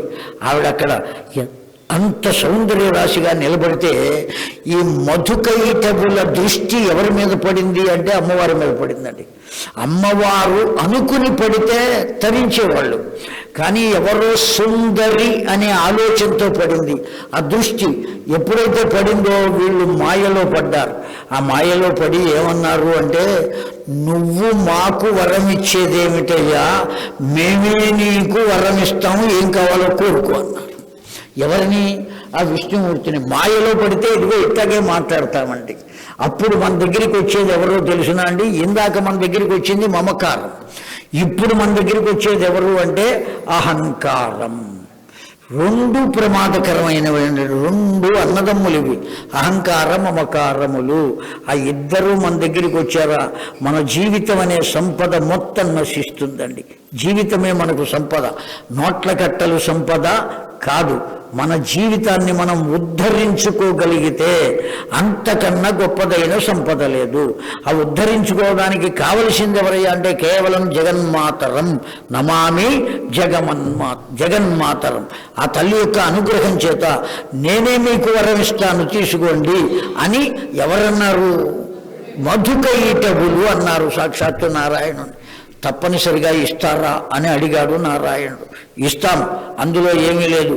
బ్రాహ్మణ ఏవత్తవతేన త్వం కురు కార్యన్నో విష్ణుం బోధయమాచరం. ఆలోచించకుండా అడగవయ్య వరం ఇస్తామన్నారు. ఏమని అడిగాడో తెలుసునా అండి? నా చేత మీరు సంహరింపబడవలే, ఇది వరం అడిగాడు. ఎవరు అడిగింది? జగన్నాటక సూత్రధారి అయిన నారాయణుడు. వెంటనే వాళ్ళు ఒక్కసారి గతుక్కుమన్నారండి. ఏరా ఎంత తొందరపడ్డాం, మనం ఈ మాట అనకుండా ఉంటే ఈ వరం అడిగేవాడు కాదు కదా అనేటువంటి ఆలోచన చేశారు వాళ్ళిద్దరూ కూడా. అందుకనే ఎప్పటికీ ఏ విషయంలో కూడా దుడుకుతనము పనికి రాదు, తొందరపాటు పనికి రాదు. చింతయామి సతతం. ప్రతి విషయాన్ని గురించి నీవు చింతించు, ఆలోచించు. నీకు తెలియకపోతే అందకపోతే పెద్దలను అడిగి తెలుసుకో, అప్పుడు పరిష్కారాన్ని చూచి దాని ప్రకారం ప్రవర్తించు అని పెద్దలు చెప్పారు. ఆ కారణం చేత ఎప్పుడైతే మాట అన్నాడో వాళ్ళు కూడా ఆలోచించారు. ఇప్పుడు మనం అనాలోచితంగా నీకు వరమిస్తాం తీసుకో అని చెప్పేశాం, ఇప్పుడు నా చేత సంహరింపబడాలి అని అడుగుతున్నాడు, ఏం చేయాలి అని ఆలోచించి ఒక్క మాట అడిగారండి. న జలం వ్యవస్థయా ఉపాయశ్చ విధాతవ్యో దైవాత్ ఫలతు సర్వదా. నీరు లేని చోటు ఎక్కడ ఉన్నదో అక్కడ మమ్ములను సంహరించవయ్యా. మొత్తం అంతా నలుదిక్కులా దేంతో వ్యాపింపబడి ఉన్నది అంటే నీటితో, జలమయం మొత్తం అంతా కూడా. ఏం చేయాలి? ఇప్పుడు ఒక్కసారి కళ్ళు మూసుకుని అమ్మవారిని ధ్యానించాడు. తనకు తానుగా తన శరీరాన్ని పెంచగలిగిన శక్తి కలిగింది ఎవరికి? విష్ణుమూర్తికి. అమ్మవారిని ఎప్పుడైతే తలుచుకున్నాడో శక్తి వచ్చింది. ఒక్కసారిగా శరీరాన్ని పెంచి పెంచి పెంచి పెంచి ఎంతదిగా చేశాడు అంటే జలము కనబడని స్థితిలో, నిలబడే ప్రదేశము వారికి లేక తన తొడపైకి వచ్చేటువంటి స్థితిలో ఆ శరీరాన్ని పెంచాడు. ఇప్పుడు ఆ మధుకైటవులు ఇద్దరూ కూడా ఎక్కడికి చేరుకున్నారు అంటే నారాయణుని ఊరువుల మీదకి చేరుకున్నారు. ఎప్పుడైతే చేరుకున్నారో సుదర్శనాన్ని ప్రయోగించాడు, ఇరువురి శిరస్సులు ఛేదించాడు. నీరు లేని చోటుకు వచ్చారు కదా వాళ్ళు, ఇద్దరిని ఛేదించాడండి. వారి శరీరము నుండి కారిన రక్తము చేత, కొవ్వు చేతనే భూమండలము ఏర్పడింది. వారి శరీరము నుండి వచ్చిన మద జలములనే మేదిని అన్నారు. భూమిని ఏమని పిలుస్తున్నారండి? మేదిని అని పిలుస్తున్నారు. ఎందుకు వచ్చింది అంటే ఆ మధుకైటవుల శరీరము నుంచి వచ్చింది కనుకనే మట్టి తినరానిది. దాన్ని ఉపయోగించుకోవాలి. కానీ ఇది కూడా మనం తిందాంరా, అన్ని తింటూ సర్వభక్షకులు కదండి. ఇవాళ రేపు దేశంలో ఎంతమంది ఎన్ని తినకూడని అభక్ష్య భక్షణం, అదృశ్య దర్శనం, అగమ్య గమనం, ఎక్కడికి వెళ్ళకూడదో అక్కడికి వెళుతున్నాడు మానవుడు. ఏది తినకూడదు అది తింటున్నాడు, ఏది చూడకూడదు అది చూస్తున్నాడు. అభాష్య భాషణం, ఏది మాట్లాడకూడదు అది మాట్లాడుతున్నాడు, ఏది అనకూడదు అది అంటున్నాడు. అన్నీ చెయ్యకూడని పనులండి. చెయ్యవలసినటువంటి పనులు మనం అనుసరించి చెయ్యాలి అంటే ఈ కలియుగంలో ఇటువంటి స్థితిలో కూడా తప్పక చక్కగా భగవద్ అనుజ్ఞను కనుక పొందగలిగితే, ఆ ఆధ్యాత్మికమైనటువంటి చింతనను పొందగలిగినట్లయితే మనంతగా మనం పొందగలుగుతామా? ఇదిగో ఇటువంటి మహానుభావులు ఈ కార్యక్రమాలు ఏర్పాటు చేస్తే సరే పోతే పోయిందిలే వెళదాం ఒక్కసారి ఎక్కడికి అనే భావన చేత కొంత ఖర్చు పెట్టుకుని ఇక్కడికి వస్తే ఆ ఖర్చు పెట్టిన ద్రవ్యము పవిత్రమవుతుంది, మన జీవితము పావనమవుతుంది. అలా వినటం చేత దివ్యత్వాన్ని మనం పొందగలుగుతాం. ఆ దివ్యత్వం చేత మనమే కాదు, మనం ఏ ఇంట ఉన్నామో ఆ ఇల్లు మొత్తం కూడా దివ్యమైనటువంటి స్థితిలో ఉంటుంది. ఆ ఇంట్లో ఉన్న వాళ్ళు అందరూ కూడా నిన్ను అనుసరించి దైవమేవ వరం మన్యే ధిపౌరుషమనర్థకం. సాధారణంగా మనకు ఉండేటువంటి పౌరుషం ఎందుకు పనికిరాదండి. కేవలం అన్నీ చేస్తున్నది ఎవరు అంటే దైవమే. ఇక్కడ కూర్చున్న నా చేత మాట్లాడిస్తున్నది దైవము, అక్కడ కూర్చున్న మీ చేత ఏమీ మాట్లాడకుండా కూర్చోబెట్టి వినిపిస్తున్నది కూడా దైవమే. అలా ఖాళీగా మాట్లాడకుండా పక్క వాళ్ళతో మాట్లాడకుండా కూర్చోగలరా చెప్పండి ఎవరైనా? ఎంతసేపు కూర్చోగలరా అట్లా? కానీ ఆ దైవం మిమ్మల్ని అట్లా కూర్చోబెడుతున్నారు. దేనికోసమయ్యా అంటే శ్రవణం. నన్నిట్టా కూర్చోబెడుతున్నారు గంటల తరబడి, నువ్వు మాట్లాడరా అబ్బాయి అని. దేనికోసం? శ్రవణం చేయించటం కోసం. ఇది మననం. నా బోటి వాడికి మననం, మీ బోటి వాళ్ళకు శ్రవణం. ఈ రెండు చేయిస్తున్నటువంటి శక్తి ఎవరయ్యా? దైవమేవ పరం మన్యే. భగవంతుడే ఇవన్నీ చేయిస్తున్నాడు. ఆ భావన ఎప్పుడైతే కలుగుతుందో ఆనందమయ్యా. ఇప్పుడు యుద్ధం చేశాడు కదా ఆయన. ఆ యుద్ధం చేసి చేసి అలిసిపోయాడండి. ఎవరు అలిసిపోయింది? అంధకారే తదా ఘోరే శాంతే బ్రహ్మహరౌ తదా శిరోహీనం శరీరంతు తదృశ్యతే విలక్షణం. అప్పుడు విచిత్రం జరిగింది. ఏమిటా విచిత్రం అంటే, కొంతమంది దేవతలను వెంట పెట్టుకుని, కొద్ది క్షణాల్లో వదిలిపెడతానండి, దేవతలందరినీ వెంట పెట్టుకుని బ్రహ్మదేవుడు విష్ణుమూర్తి కొరకు వచ్చాడు వైకుంఠానికి. అమ్మవారు కూర్చుని ఉన్నదట. భాగం కరిష్యాము ముఖ్యమచ్చే యథాశ్రును. అమ్మా, మేము విషయాన్ని అయ్యకు చెప్పుకోవాలని వచ్చాము. అయ్య ఎక్కడ ఉన్నాడు? యుద్ధానికి వెళ్ళారయ్యా, నీ కొరకే వెళ్ళారు కదా, ఇంకా ఇంటికి రాలేదు. తత్తో భాగం విజానే కురు కార్యం త్వరాన్వితా. ఎక్కడ ఉన్నాడో తెలుసుకుని చెబితే మేము కూడా అక్కడికి వెళతాం. అమ్మవారు చెప్పింది, లక్ష్మీదేవి పలానా చోట ఉన్నాడయ్యా. బయలుదేరి వెళ్ళారు. తీరా వెళితే యుద్ధం చేసి అలిసిపోయి ఏం చేస్తున్నాడయ్యా ఆయన అంటే, తను యుద్ధం చేసినటువంటి ఆ ధనస్సును నిలబెట్టి దాని కొన భాగము మీద ధార్యతే చుబుకం, ఈ గడ్డమును ఆ కొన భాగం మీద ఉంచి అలా నిద్రపోతున్నారటండి. ఎవరు నిద్రపోయేది? సాక్షాత్తు నారాయణుడు. ఎంతసేపు నిద్రపోతాడో. నిద్రపోయే వాళ్ళందరినీ కూడా మనం నారాయణుడనే అందాం. అత పూర్వం సృష్టికి ముందు నిద్రపోతూనే ఉన్నాడు, ఇప్పుడు యుద్ధం అయిపోయిన తర్వాత కూడా నిద్రపోతున్నాడు. పైగా ఎట్టా నిద్రపోతున్నాడు? ఆ ధనస్సును నిలబెట్టి దాని కొన భాగం పైన గడ్డము ఉంచి నిలబడే నిద్రపోతున్నాడండి.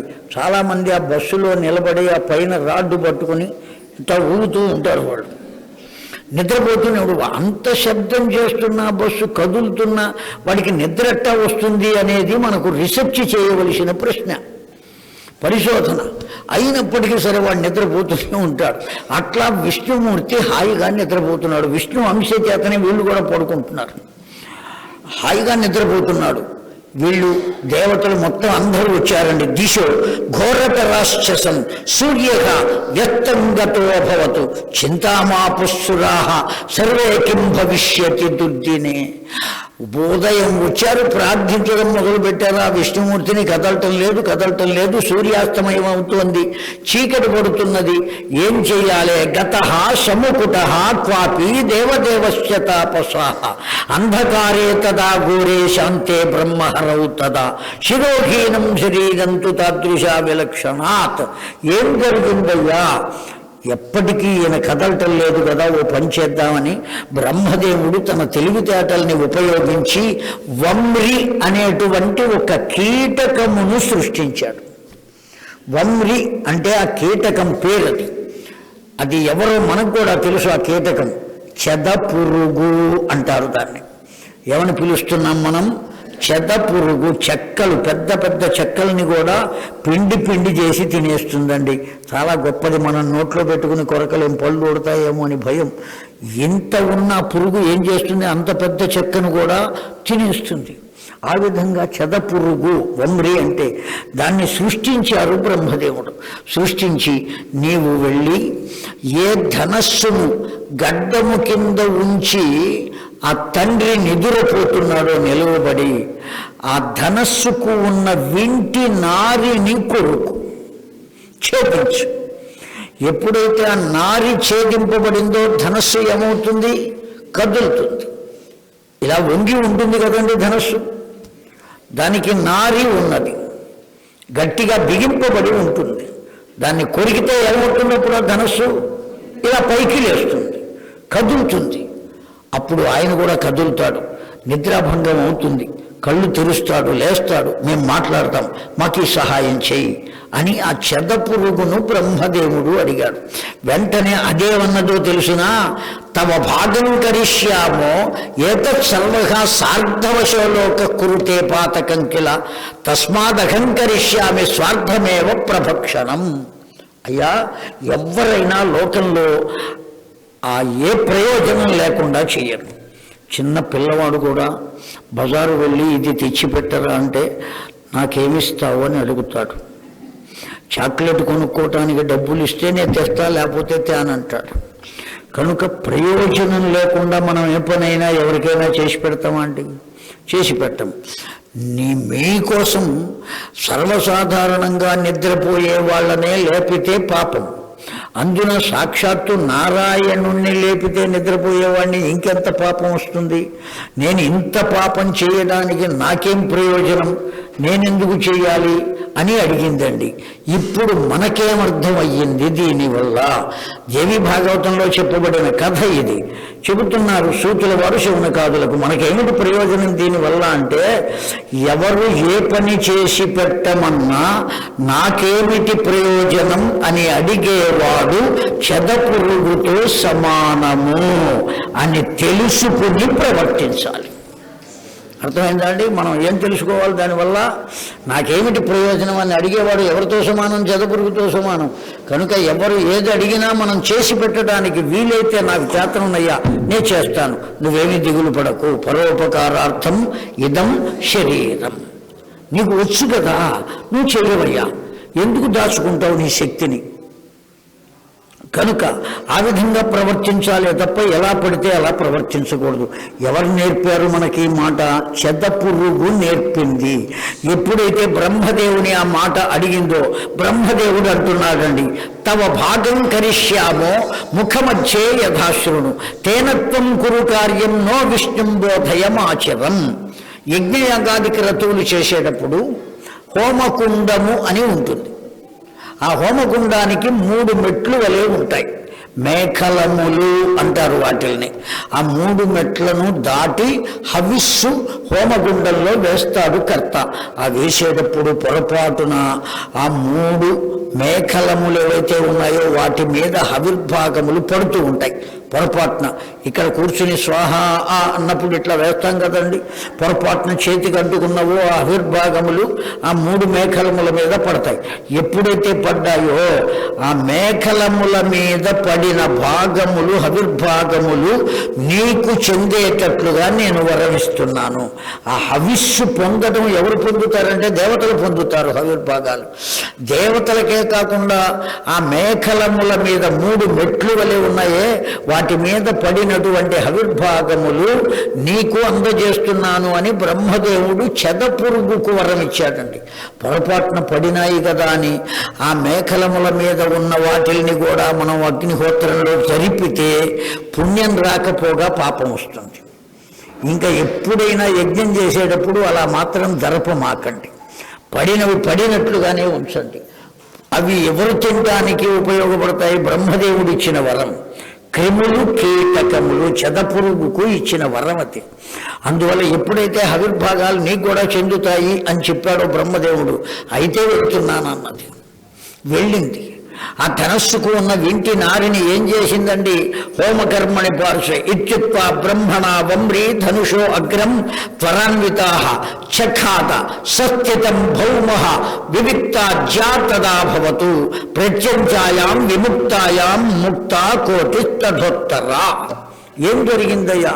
వెళ్ళింది నెమ్మదిగా చెదపురుగు అక్కడికి చేరి ఆ వింటి నారిని కొరికింది. ఎప్పుడైతే కొరికిందో ఒక్కసారిగా ధనస్సు ఏమైంది? ఇలా పైకి వచ్చింది. ఆ వచ్చినటువంటి ధనస్సు యొక్క మొనభాగము నారాయణుని కంఠగతమై లోపలికి దిగబడి శిరస్సును ఛేదిస్తే ఆ శిరస్సు ఎక్కడ పడిందో ఇప్పటికీ లభించలేదు అన్నాడండి బ్రహ్మదేవుడు. ఇప్పుడు వీళ్ళందరికీ దుఃఖం కలిగింది. ఆయన్ని అలా ఉంచినా ఎప్పుడు మెలకువ వస్తే అప్పుడు అడిగేవాళ్ళం. ఇప్పుడు అసలు ఎవరిని అడగాలి? మన కష్టాన్ని ఎలా తీర్చుకోవాలి అనే దుఃఖం దృష్ట్వా కబంధం విష్ణోస్తే విస్మిత సురసత్తమా చింతాసాగర మగ్నాశ్చ రురుదు శోకకరిషితా హానాథ కిం ప్రభో జాతమత్యద్భుతం మానుషం. ఎప్పుడైతే వీళ్ళందరూ మనం చెయ్యకూడని పనిచేశాంరా, ఎంత తప్పు చేశామని బ్రహ్మాది దేవతలంతా దుఃఖపడుతుంటే అప్పుడు ప్రత్యక్షమయ్యిందండి. ఎవరు? సాక్షాత్తు జగన్మాత ప్రత్యక్షమై నాతో చెప్పిందయ్యా.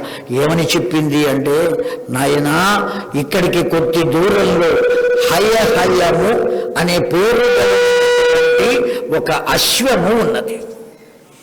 ఆ అశ్వము నిద్రపోతున్నది.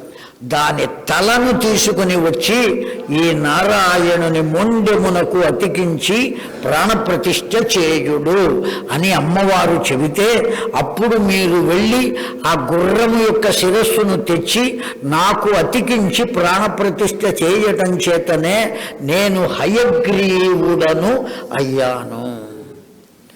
అసలు ఇలా తల తీయవలసిన పనే ఉంది, హయగ్రీవుడుగా ఉండవలసిన పనే ఉన్నదయ్యా అనేది మళ్ళీ సూతుల వారిని శౌనకాది మహామునులు అడిగారండి.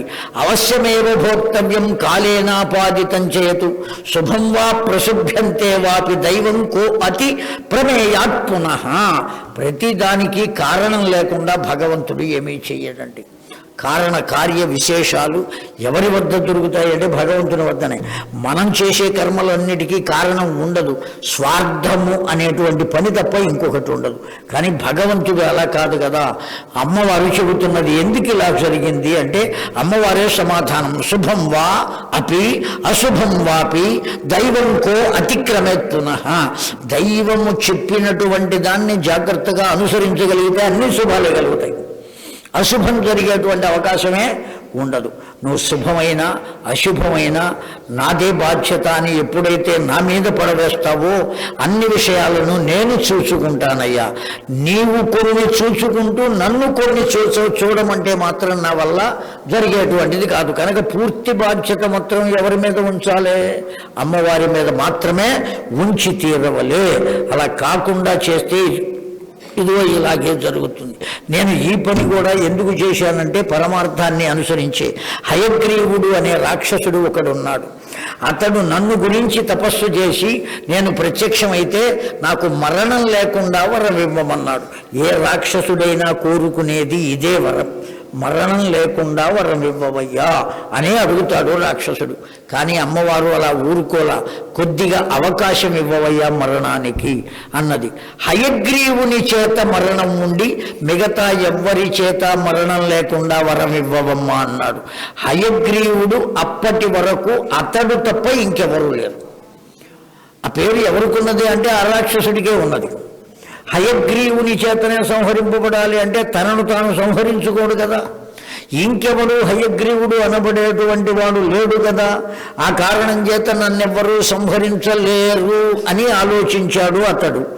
అతడికి కావలసినటువంటి స్థితిని కల్పించడం కోసం ఇంకొక హయగ్రీవుణ్ణి నేను సృష్టించాలి కనుక నా పిల్లవాడైనటువంటి నారాయణుని హయగ్రీవునిగా మార్చి ఇతడి చేత ఆ హయగ్రీవుని సంహరించడానికి ఇంత కల్పన చేయవలసి వచ్చింది అని అమ్మవారే సమాధానం చెప్పింది ఎవరికి అంటే బ్రహ్మదేవునకు.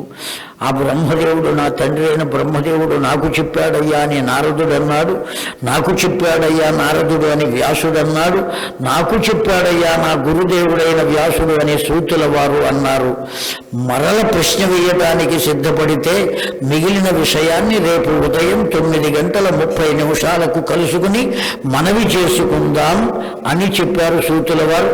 మనం కూడా అదే మాట చెబుదాం అని మనవి చేస్తూ స్వస్తి స్వస్తి ప్రజాభ్య పరిపాలయంతాం న్యాయేన మార్గేణ మహిం మహేశాః గోబ్రాహ్మణేభ్యః శుభమస్తు నిత్యం లోకాః సమస్తాః సుఖినో భవంతు.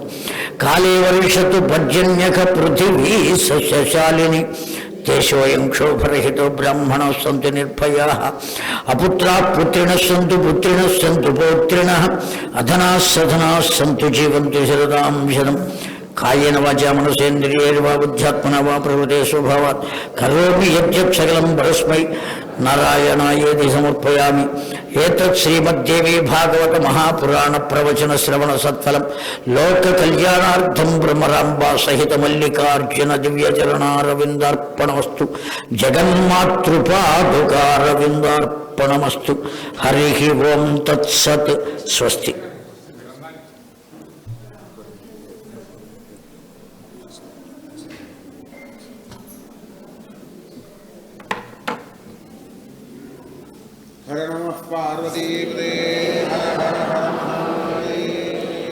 రేపు ఉదయం 7 గంటలకల్లా ఈ ప్రవచన హాల్ ముందున్న రాజరాజేశ్వరి అమ్మవారి గుళ్ళో కుంకుమార్చన జరుగుతుంది. పాల్గొనేటువంటి స్త్రీమూర్తులు ఎవరైనా ఉంటే వచ్చి స్వయంగా చేసుకోవచ్చు. అక్కడ ఏర్పాటు ఉన్నది. రేపు ఉదయం 7 to 8 కుంకుమార్చన, 9:30 నుంచి ప్రవచనం. మధ్యకాలంలో పలహారాలు, ట్యాబ్లెట్లు వేసుకుంటారు. కార్యక్రమం దినచర్యలు పూర్తి చేసుకుని మళ్ళీ ప్రవచనానికి 9:30 కల్లా వచ్చేయండి.